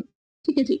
Next, no wife shall be entitled to receive an allowance for the maintenance of the interim maintenance. ठीक है. किसी भी women को maintenance and interim maintenance नहीं मिलेगी या फिर expenses proceedings के नहीं मिलेंगे from her husband if she is living in adultery, अगर वो एडल्ट्री में रह रही है या फिर बिना किसी सफिशिएंट कॉज के उस विमेन ने अपने पति के साथ रहने से मना कर दिया है, यानी कि उसको डेसेट कर दिया है, या फिर वो सेपरेटली रह रहे हैं म्यूचुअल कंसेंट के साथ. ठीक है. तो अगर वो एडल्ट्री में रह रही है ठीक है, या फिर डेजर्ट करके रखा है अपने पति को बिना किसी सफिशिएंट कारण, या फिर म्यूचुअल कंसेंट के साथ वो अलग अलग रह रहे हैं, तो उस केस में मेंटेनेंस फिर नहीं मिलेगी. ठीक है. On proof that any wife, ठीक है, अगर किसी भी बीवी जो भी है, ठीक है, उसके अगेंस्ट अगर मेंटेनेंस का जो ऑर्डर था वो पास किया गया था, लेकिन बाद में ये चीज प्रूव हो जाती है कि वो एडल्ट्री में रह रही है या फिर उसने अपने पति को डेजर्ट किया है, बिना किसी सफिशिएंट रीजन के, ठीक है, या फिर वो बाय म्यूचुअल कंसेंट अलग अलग रह रहे हैं, तो मजिस्ट्रेट जो है वो ऑर्डर कैंसिल भी कर सकते हैं, ठीक है जी। Now section 144, proceedings under section 144 may be taken against any person in any district where he is, ठीक है, proceedings कहाँ मतलब कौन से कोर्ट के पास jurisdiction है वो बताया जा रहा है, जहां पर वो रह रहा है, ठीक है, या फिर जहां पर वो और उसकी बीवी रह रहे थे, ठीक है, या फिर जहां पर भी वो पर्सन जो था वो लास्ट रिजाइडेड था विद हिज वाइफ, या फिर एज द केस में be with the mother of the illegitimate child, अगर इलेजिटिमेट चाइल्ड की मदर है, वाइफ नहीं है उसकी, तो वो, और where his father or mother decide, या फिर जहां पे भी उसके फादर और मदर डिसाइड करते हैं, एज द केस में बी। तो सबसेक्शन 2 क्या कह रहे हैं कि जितने भी एविडेंस आप लोगे ऐसी प्रोसीडिंग्स में, तो उस पर्सन की प्रेजेंस में लोगे जिस पर्सन ने क्या देना है, मेंटेनेंस देनी है, ठीक है, मतलब कि उस पर्सन के प्रेजेंस में लोगे, क्योंकि no one should be unheard. तो जितने भी एविडेंस होते हैं वो किसके प्रेजेंस में लिए जाते हैं, एक्यूज के प्रेजेंस में लिए जाते हैं। तो यहाँ पर जिस पर्सन ने मेंटेनेंस देनी है उस पर्सन की प्रेजेंस में ही आप एविडेंस लोगे, उसकी एब्सेंस में आप नहीं लोगे, ठीक है। और जहां पर भी उसकी पर्सनल अटेंडेंस डिस्पेंस की गई है, तो फिर उसको जो भी एडवोकेट है उसकी प्रेजेंस में आप ले सकते हो, and shall be recorded in the manner prescribed for summons cases. और कैसे आप समन केसेस में जो भी है वो आप हमने पढ़ा नहीं है अभी, पर जब पढ़ोगे तो उससे आप रिकॉर्ड करोगे, ठीक है। Provided that if magistrate is satisfied, अगर मजिस्ट्रेट सेटिस्फाई है कि जिस भी पर्सन के अगेंस्ट ऑर्डर किया गया है for payment of maintenance is proposed to be made is wilfully avoiding service, कि जिस पर्सन मतलब जिस भी पर्सन ने मेंटेनेंस देनी है वो जानबूझ के आ ही नहीं रहा कि मैं नहीं जाऊंगा तो कोर्ट में प्रोसीडिंग्स वगैरह नहीं होंगी, वो जानबूझ के सर्विस अवॉइड कर रहा है या फिर निग्लेक्ट कर रहा है to attend the court, magistrate may proceed to hear and determine the case ex parte, तो मजिस्ट्रेट क्या कर देगा, एक्स पार्टी कर देगा केस को, और जो भी ऑर्डर वगैरह है वो उसकी एब्सेंस में ही ले लेगा। लेकिन अगर वो पर्सन आके कोई भी गुड कॉज दे देता है कि इस वजह से वो नहीं आ पाया था, तो उस केस में वो जो ऑर्डर है वो सेट असाइड हो सकता है, बट द कंडीशन इज कि ये जो गुड कॉज है वो उसको 3 महीने के अंदर अंदर ही देना पड़ेगा, that is from the order, ठीक है।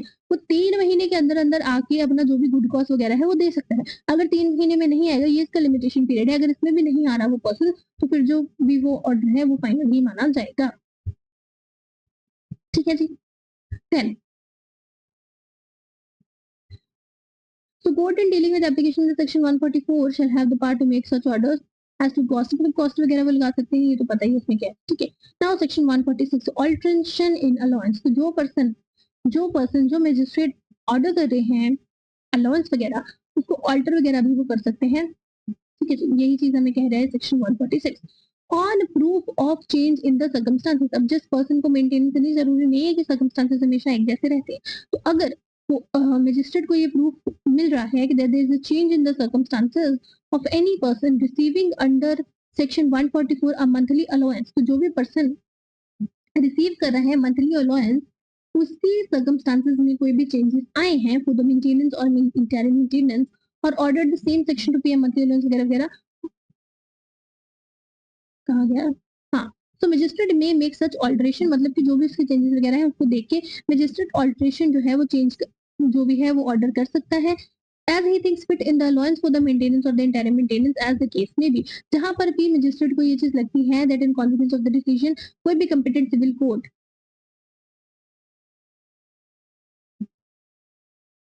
any order made in section 140 should be cancelled or varied, he shall cancel, मतलब कि अगर कोई सिविल कोर्ट ने कोई और ऑर्डर दे दिया है और अगर कोर्ट को लग रहा है कि अब यहाँ पे ये जो सेक्शन 144 के अंडर जो भी ऑर्डर दिया है इसको कैंसिल कर देना चाहिए, तो वो उसको कैंसिल कर देगा, वेरी कर देगा अकॉर्डिंगली, ठीक है। जैसे सिविल कोर्ट में मान लो उनका डिवोर्स हो चुका है और उन्होंने सेटलमेंट कर ली है एक ही बार में कि इतना इतना पैसा आपको देना है, ठीक है, एक ही बार में सब कुछ हो चुका है, तो अब थोड़े ना अलग अलग से दोबारा से वो मेंटेनेंस देता रहेगा, तो अगर मजिस्ट्रेट को लगेगा कि ऑर्डर कैंसिल करना चाहिए तो वो ऑर्डर कैंसिल भी कर सकते हैं, ठीक है।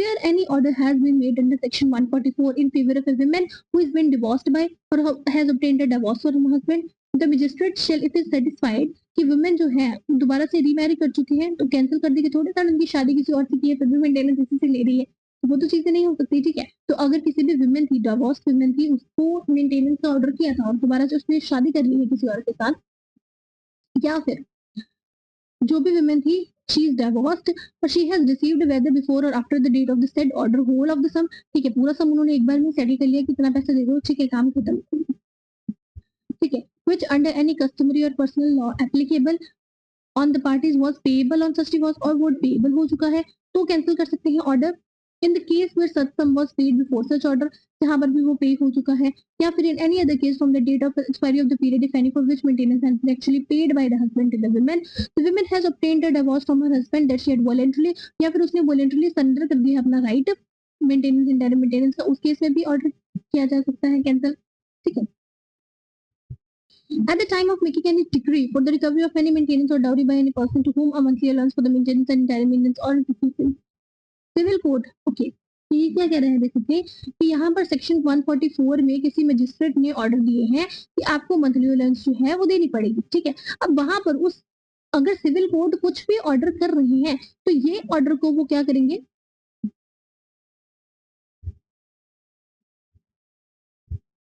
तो ये ऑर्डर को वो क्या करेंगे, ध्यान में रखेंगे। ठीक है, कि मतलब कि डिवोर्स का सपोज ऑर्डर, डिवोर्स का किसी कोर्ट ने ऑर्डर कर दिया। ठीक है, उन्होंने कहा कि 4 लाख रुपए एक साथ दे दो और उसके बाद आपको कुछ भी और अमाउंट देने की जरूरत नहीं है। ठीक है, तो अगर मंथली अलाउंस के हिसाब से पहले ही 60,000 वो पे कर चुके हैं तो इस चीज को, इस जो ये जो 60,000 पे किया है इसको भी कंसिडर करेगा सिविल कोर्ट। ठीक है, एक ही अमाउंट दो बार को थोड़ी देगी, तो जो भी अमाउंट है उसको भी जो कोर्ट है वो क्या करेंगे, कंसिडर किया जाएगा। ठीक है, यही ये चीज कह रही है कि सिविल कोर्ट अगर सेक्शन 144 पे कोई भी ऑर्डर हुआ है, कोई भी अमाउंट वगैरह पे हुई है तो उसको भी कंसिडर किया जाएगा while making any other order. ठीक है जी। Now section 147 enforcement of order of maintenance, इसमें कुछ भी नहीं है एक्चुअली, ये सेक्शन ना 2 पार्ट में है तो 2 ही पार्ट में हम पढ़ेंगे।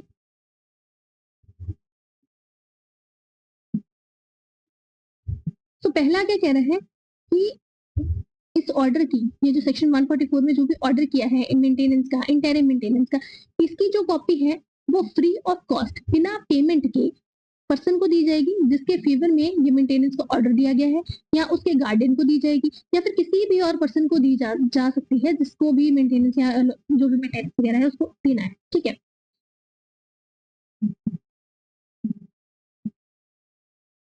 और ये एक पार्ट हो गया। ठीक है, और ये जो ऑर्डर है ये एनफोर्स किया जा सकता है किसी भी मजिस्ट्रेट के द्वारा किसी भी जगह पे जहां पर वो पर्सन जो है वो रह रहा है।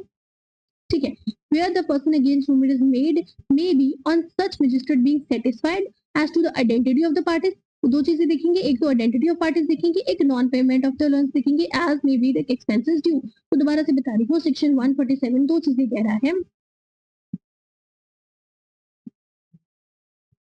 ठीक है, यहाँ पे देखो सेक्शन 147 बेसिकली 2 चीजें कह रहा है। पहला तो कह रहा है कि जो भी कॉपी वगैरह है, ठीक है, जो भी कॉपीज वगैरह हैं वो फ्री बिना पेमेंट वगैरह की आपको जो भी पर्सन है, गार्डन वगैरह है या जिसने भी मेंटेनेंस वगैरह लेनी है उसको आप दोगे। ठीक है, एक तो ये तो सिंपल है। दूसरा ये कह रहा है कि जरूरी नहीं है कि मेंटेनेंस, देखो हो सकता है कि जिस पार्टी को मेंटेनेंस चाहिए वो दिल्ली की रहने वाली है और जो मेंटेनेंस दे रहा है वो कोलकाता में रहने वाला है, और जो ऑर्डर है वो दिल्ली के कोर्ट ने दिया है। तो ये जो दिल्ली वाला कोर्ट का ऑर्डर है ये एनफोर्स किया जा सकता है कोलकाता की कोर्ट में भी। तो दिल्ली के मजिस्ट्रेट ने अगर कोई ऑर्डर दिए हैं, ठीक है, तो कोलकाता के जो मजिस्ट्रेट हैं वो भी उस ऑर्डर को एनफोर्स कर सकते हैं। तो ये जो सेक्शन 144 में जो ऑर्डर दिया होता है it can be enforced any pair. ठीक है, बस ये जो मजिस्ट्रेट है ये 2 चीजें देखेंगे, एक तो आइडेंटिटी देखेंगे पार्टीज की, ठीक है, कि ये जो ऑर्डर था ये इसी पार्टी को मिला था, इसी पार्टी के अगेंस्ट था। ठीक है, एक ये चीज देखेंगे, और दूसरा देखेंगे कि कहीं अलाउंस जो थी वो पे हो तो नहीं चुकी। ठीक है, ये 2 चीजें देखेंगे, और ये उसके बाद ये जो भी ऑर्डर है इसको यहाँ पर भी एनफोर्स किया जा सकता है। ये हमें सेक्शन 147 कह रहा है। बस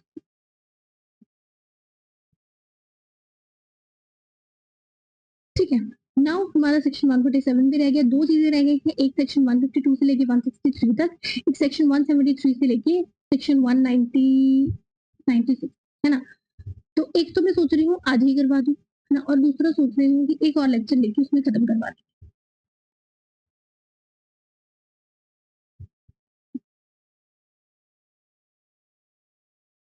क्या एक काम करते हैं, सेक्शन 152 जो है ना यहाँ की ये सबसे इम्पोर्टेंट है। उसके बाद ये जो सेक्शन 153 से लेके सेक्शन 162 तक है, इट इज वेरी छोटे सेक्शन, फटाफट हो जाएंगे, 10 मिनट नहीं लगेंगे। सेक्शन 152 कंप्लीट कर लेते हैं, 153 से लेके 162 तक नेक्स्ट सेक्शन में कर लेंगे, और साथ ही में 173 से स्टार्ट करके कल के लेक्चर में आई ट्राई क्या, मुझे लगता है 95% हमारा ये बीएनएसएस भी कंप्लीट हो जाएगा। उसके बाद सिर्फ माइनर लॉस रह जाएंगे, वो फटाफट कंप्लीट हो जाएंगे क्योंकि उसमें इतना कुछ है नहीं। मैं बार बार कह रही हूँ। ठीक है, तो 152 कर लेते हैं, बाकी का जो है वो हम कल के लेक्चर में कंप्लीट कर लेंगे। ठीक है जी। तो सेक्शन 152 क्या कह रहा है, दैट पब्लिक न्यूसेंस के बारे में बात की जा रही है सेक्शन 152 में, पब्लिक न्यूसेंस। ठीक है, न्यूसेंस देखो, न्यूसेंस वाला 152 सेक्शन इंपॉर्टेंट है। अगर आप सीपीसी में चले जाओ, आप सीआरपीसी में चले जाओ, दोनों ही जगह पे पब्लिक न्यूसेंस जो है वो इंपॉर्टेंट ही होता है। ठीक है, तो conditional order for removal of nuisance, तो अगर कोई भी न्यूसेंस वगैरह क्रिएट कर रहे हैं तो ऑर्डर किया जाएगा कि आप ये जो भी न्यूसेंस वगैरह है इसको प्लीज हटा दो, ये हमें सेक्शन 152 कह रहा है। तो जब भी कोई भी डीएम, ठीक है, district magistrate, sub divisional magistrate, SDM, या फिर और एनी अदर एग्जीक्यूटिव मजिस्ट्रेट, कौन कौन से पर्सन, डीएम हो गया, एसडीएम हो गया, या फिर एग्जीक्यूटिव मजिस्ट्रेट हो गया, जिनको कि स्पेशली इम्पावर किया गया है in this behalf by the state government on receiving the report of police officer or other information and on taking such evidence as he thinks fit considers, मतलब कि DM, SDM, EM, दोनों person, तीनों person को अगर कोई भी report मिल रही है किसके द्वारा, पुलिस ऑफिसर के द्वारा, या किसी और तरीके से कोई इन्फॉर्मेशन मिल रही है, एविडेंस वगैरह लेके अगर उनको लगता है कि हाँ ये जो भी पब्लिक न्यूसेंसेस को हटाना पड़ेगा, तो वो ऑर्डर कर सकते हैं। कंसिडर, अगर उनको लग रहा है, they are considering that any unlawful obstruction or nuisance should be removed from any public place, ठीक है, कि कोई भी अनलॉफुल ऑब्स्ट्रक्शन, न्यूसेंस या को रिमूव करना चाहिए किसी भी पब्लिक प्लेस से, from any way, river, channel which is or may be lawfully used for the public. ठीक है, मतलब कि कोई भी ऑब्स्ट्रक्शन वगैरह लगा के रख दी है, किसी रास्ते में रख दी है, पानी रिवर में रख दी है, या किसी भी तरीके से किसी भी तरह रास्ते में रखी है, जो कि कोई ऐसा रास्ता है जो लॉफुली यूज किया जाता है by the public, that the conduct of any trade or occupation or the keeping of any goods or merchandise is the injurious to health or physical comfort of the community. कोई भी ऐसी trade occupation है जो कि injurious है normally लोगों की health के लिए, उनके फिजिकल कंफर्ट के लिए, and that in consequence such trade or occupation should be prohibited, कि वो जो ट्रेड और ऑक्यूपेशन है उसको प्रोहिबिट करना चाहिए या फिर रेगुलेट करना चाहिए, और such goods or merchandise should be removed, और वो जो भी गुड्स है, मर्चेंटाइज वगैरह उसको रिमूव करना चाहिए, और द कीपिंग या फिर उसकी जो भी कीपिंग वगैरह है उसको रेगुलेट करना चाहिए। ठीक है, या फिर किसी भी बिल्डिंग की construction, that the construction of any building or the disposal of any substance as is likely to occasion conflagration or explosion should be prevented or stopped। ठीक है, कि किसी भी बिल्डिंग की या फिर किसी भी सब्सटेंस की जो भी एक्सप्लोजन वगैरह या फिर कुछ भी है वो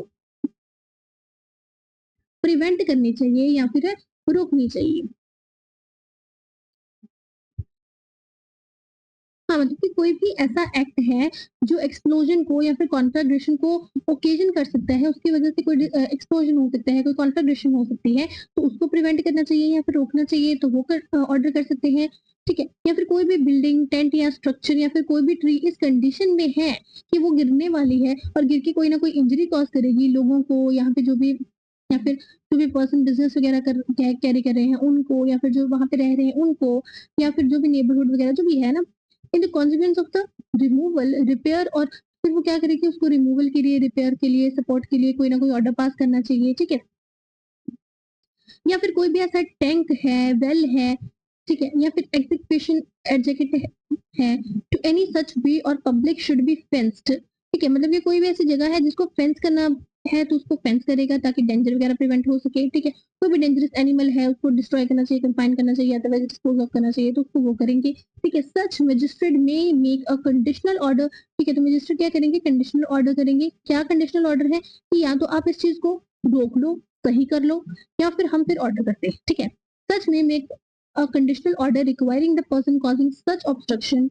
or nuisance or carrying on such trade or occupation or keeping any such goods or merchandise or owning, possessing or controlling such building, tent, structure, substance, tank, well or occupation or owning or possessing such animal or tree within a time to be fixed in the order to remove such obstruction। ठीक है, कि आप वो obstruction को remove कर दो, या फिर जो भी आप काम कर रहे हो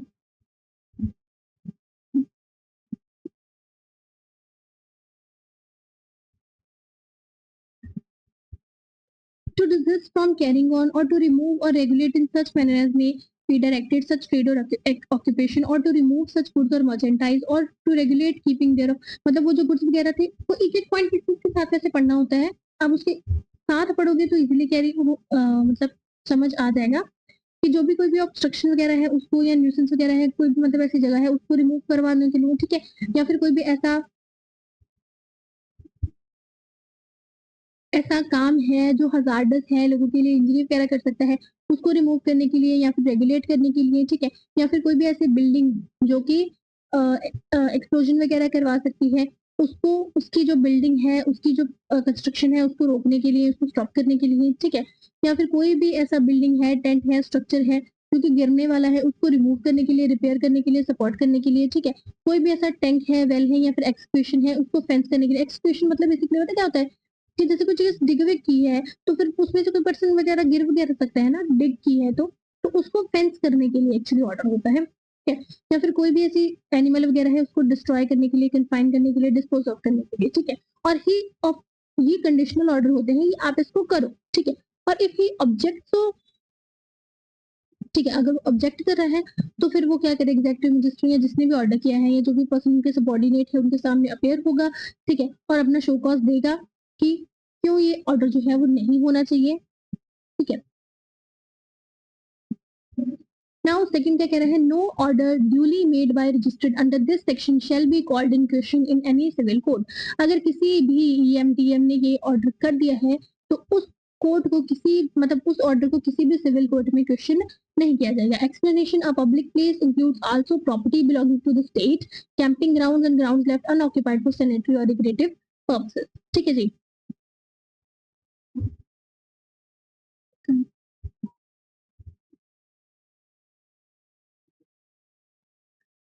ये एक दो सेक्शन से कर लेते हैं ना, क्या जाएगा, मैं तो कहती हूँ कर लेते हैं।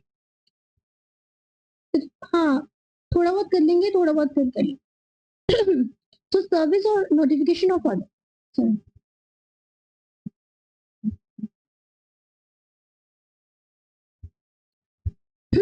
तो ऑर्डर शेल प्रैक्टिकेबल, अगर जो भी ऑर्डर है अगर प्रैक्टिकेबल है तो उस पर्सन को जाके सर्व करके आएंगे, ठीक है, जो भी समन्स वगैरह का तरीका है सेम उसी वे से। और अगर प्रैक्टिकेबल नहीं है उस पर्सन को जाके देना तो नोटिफाई कर दिया जाएगा by proclamation published in such manner as the state government by rules direct, and copy जो है उसकी वो स्टक कर दी जाएगी at a place or places as may be fittest for conveying the information to such person. तो दो तरीके हैं, एक तो जैसे सम्मन भेजते हैं वैसे उस पर्सन को जाके इन्फॉर्मेशन दे देंगे, अगर इट इज नॉट प्रैक्टिकेबल तो फिर प्रोक्लेमेशन करवा देंगे, प्रोक्लेमेशन किसी वैसी जगह पे फिक्स भी करवा देंगे कि उस पर्सन को कन्वे हो जाए वो चीज, ठीक है जी। Now 154 person to whom order is to obey or show cause। तो जिस भी पर्सन के अगेंस्ट ऑर्डर इशू हुआ होता है उसके पास दो ऑप्शन होती है, एक तो जो भी टाइम दिया है, जो भी मैनर दिया है उस हिसाब से जो भी ऑर्डर डायरेक्ट किया गया है उसको परफॉर्म कर दे, या फिर अपेयर होके अपना शो कॉज दिखाए कि क्यों उसके अगेंस्ट वो जो ऑर्डर है वो नहीं होना चाहिए, ठीक है, और जो भी अपेयरेंस वगैरह हियरिंग वगैरह है वो परमिट की जा सकती है थ्रू ऑडियो वीडियो कॉन्फ्रेंसिंग, ठीक है। नाउ सेक्शन 155, जिसके भी अगेंस्ट इशू हुआ है ऑर्डर वो अगर उस ऑर्डर को परफॉर्म नहीं कर रहा और ना ही शो कॉज दे रहा है, he shall be liable to the penalty specified in that we have in section 223 of PNS में जो पेनल्टी दी गई है वो उसके ऊपर लगेगी, और वो जो ऑर्डर है वो एब्सोल्यूट बन जाएगा। क्यों एब्सोल्यूट बन जाएगा, क्योंकि कंडीशनल था कि आप आओ आके शो कॉज बताओ, अब वो नहीं बताया, वो आया भी नहीं, तो फिर वो ऑर्डर क्या बन जाएगा, एब्सोल्यूट ऑर्डर बन जाएगा। नाउ प्रोसीजर में existence of public right is denied, section 156, ये थोड़ा सा बड़ा सेक्शन है, कर लें।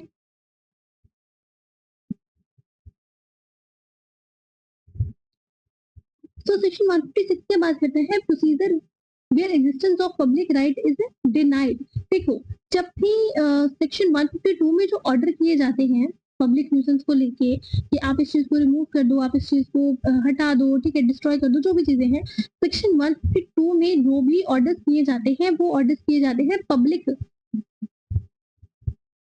पब्लिक प्रॉपर्टीज को लेके, जहां पर कोई ना कोई पब्लिक राइट एग्जिस्ट कर रहे हैं, ठीक है, पब्लिक राइट एग्जिस्ट कर रहे हैं मतलब कि पब्लिक के पास राइट है कि वो उस पर्टिकुलर चीज को, उस रिवर को, उस चैनल को या उस वे को यूज कर सकती है। तो फिर उस केसेस में ये जो डीएम एसडीएम वगैरह है वो उन चीजों को, उन राइट्स को क्या करते हैं,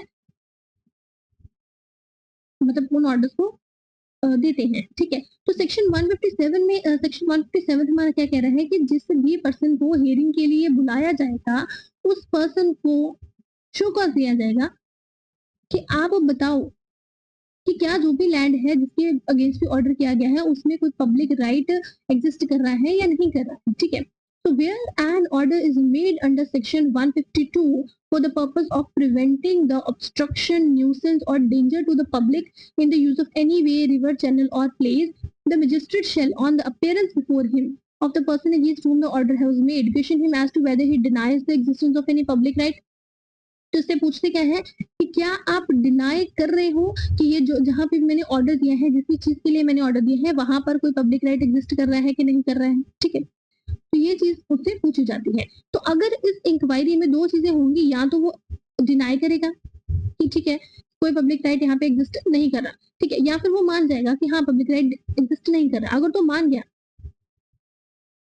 मतलब मान जाएगा कि पब्लिक राइट एग्जिस्ट कर रहा है, अगर तो पब्लिक राइट एग्जिस्ट कर रहा है ये चीज मान गया तो ऑर्डर जो है वो एग्जीक्यूट हो सकता है। अगर वो डिनाई कर रहा है तो फिर जो भी मजिस्ट्रेट है दे विल आस्क एविडेंस कि आप एविडेंस लेके आओ, क्यों आप कह रहे हो कि ये जो पर्टिकुलर चीज है यहाँ पर कोई भी पब्लिक राइट एग्जिस्ट नहीं कर रहा है, ठीक है।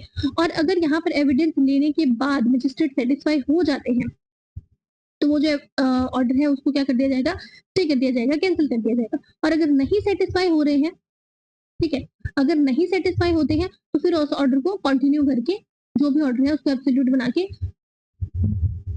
एग्जीक्यूट कर दिया जाएगा, ठीक है जी। So in such inquiry the magistrate finds that as there is any reliable evidence in support of such denial, he shall stay the proceedings until the matter of the existence of such right has been decided by competent court, ठीक है, वो stay कर देगा। और वो जो right है वो कौन डिसाइड करेगा उसके बाद, कोर्ट, ठीक है ना। फाइनल ऑर्डर तो ऑफ कोर्स कोर्ट ही देगी ना। And if he finds that there is no such evidence, और अगर मजिस्ट्रेट को लगता है कि कोई रिलायबल एविडेंस नहीं है, he shall proceed according to section 157 a person who has on being questioned by the magistrate। अब यहाँ पे मजिस्ट्रेट ने पूछा था कि क्या कोई पब्लिक राइट एग्जिस्ट कर रहा है नहीं कर रहा है। अब अगर किसी पर्सन ने पहले डिनाई कर दिया, ठीक है, मतलब पहले डिनाई नहीं किया, तो उसके बाद वो बाद में नहीं कह सकता कि नहीं नहीं एग्जिस्ट कर रहा है, ठीक है। फिर एक्ट पढ़ो।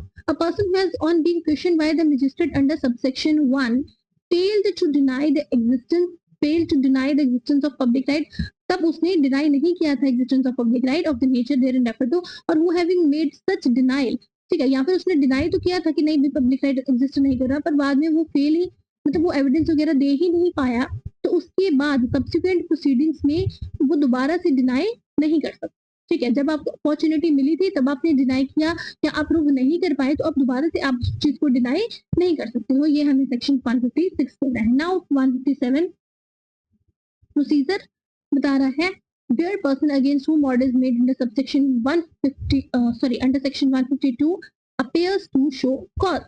If the person against whom an order under section 152 made appears and show cause against the order, the magistrate shall take evidence in the matter as in someone's case, ठीक है।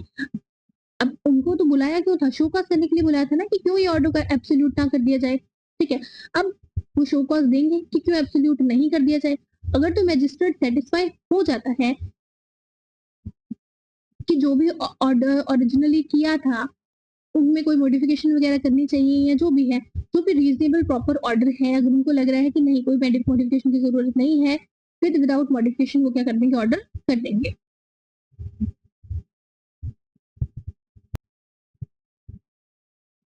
ठीक है, तो अगर मजिस्ट्रेट सेटिस्फाई हो जाता है कि ऑर्डर जो है उसमें कोई भी मॉडिफिकेशन वगैरह करनी है, जो भी ओरिजिनली किया है तो मॉडिफिकेशन वगैरह कर देंगे, ठीक है। ऑर्डर जो है एब्सोल्यूट कर दिया जाएगा विदाउट मॉडिफिकेशन, विद मॉडिफिकेशन वगैरह वगैरह।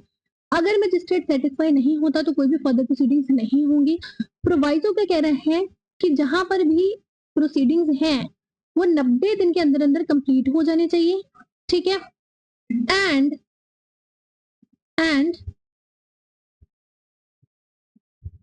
रीजंस टू बी रिकॉर्डेड 120 दिन के अंदर अंदर भी की जा सकती हैं, ठीक है। सो 90 डेज तो मिनिमम में हो ही जाना चाहिए। अगर नहीं है तो 30 दिन और का टाइम मिल सकता है, लेकिन उसमें फिर आपको रीजंस रिकॉर्ड करने पड़ेंगे, ठीक है। This is it. ये दोबारा से कल एक बार रिवाइज करवा दूंगी, एंड लास्ट जो 4 सेक्शन है वो करके we will wind up this, ठीक है ना। 163 से लेके 193 तक की है, 176 से लेके वो भी मैं कल करवा के खत्म कर दूंगी, ठीक है। So thank you.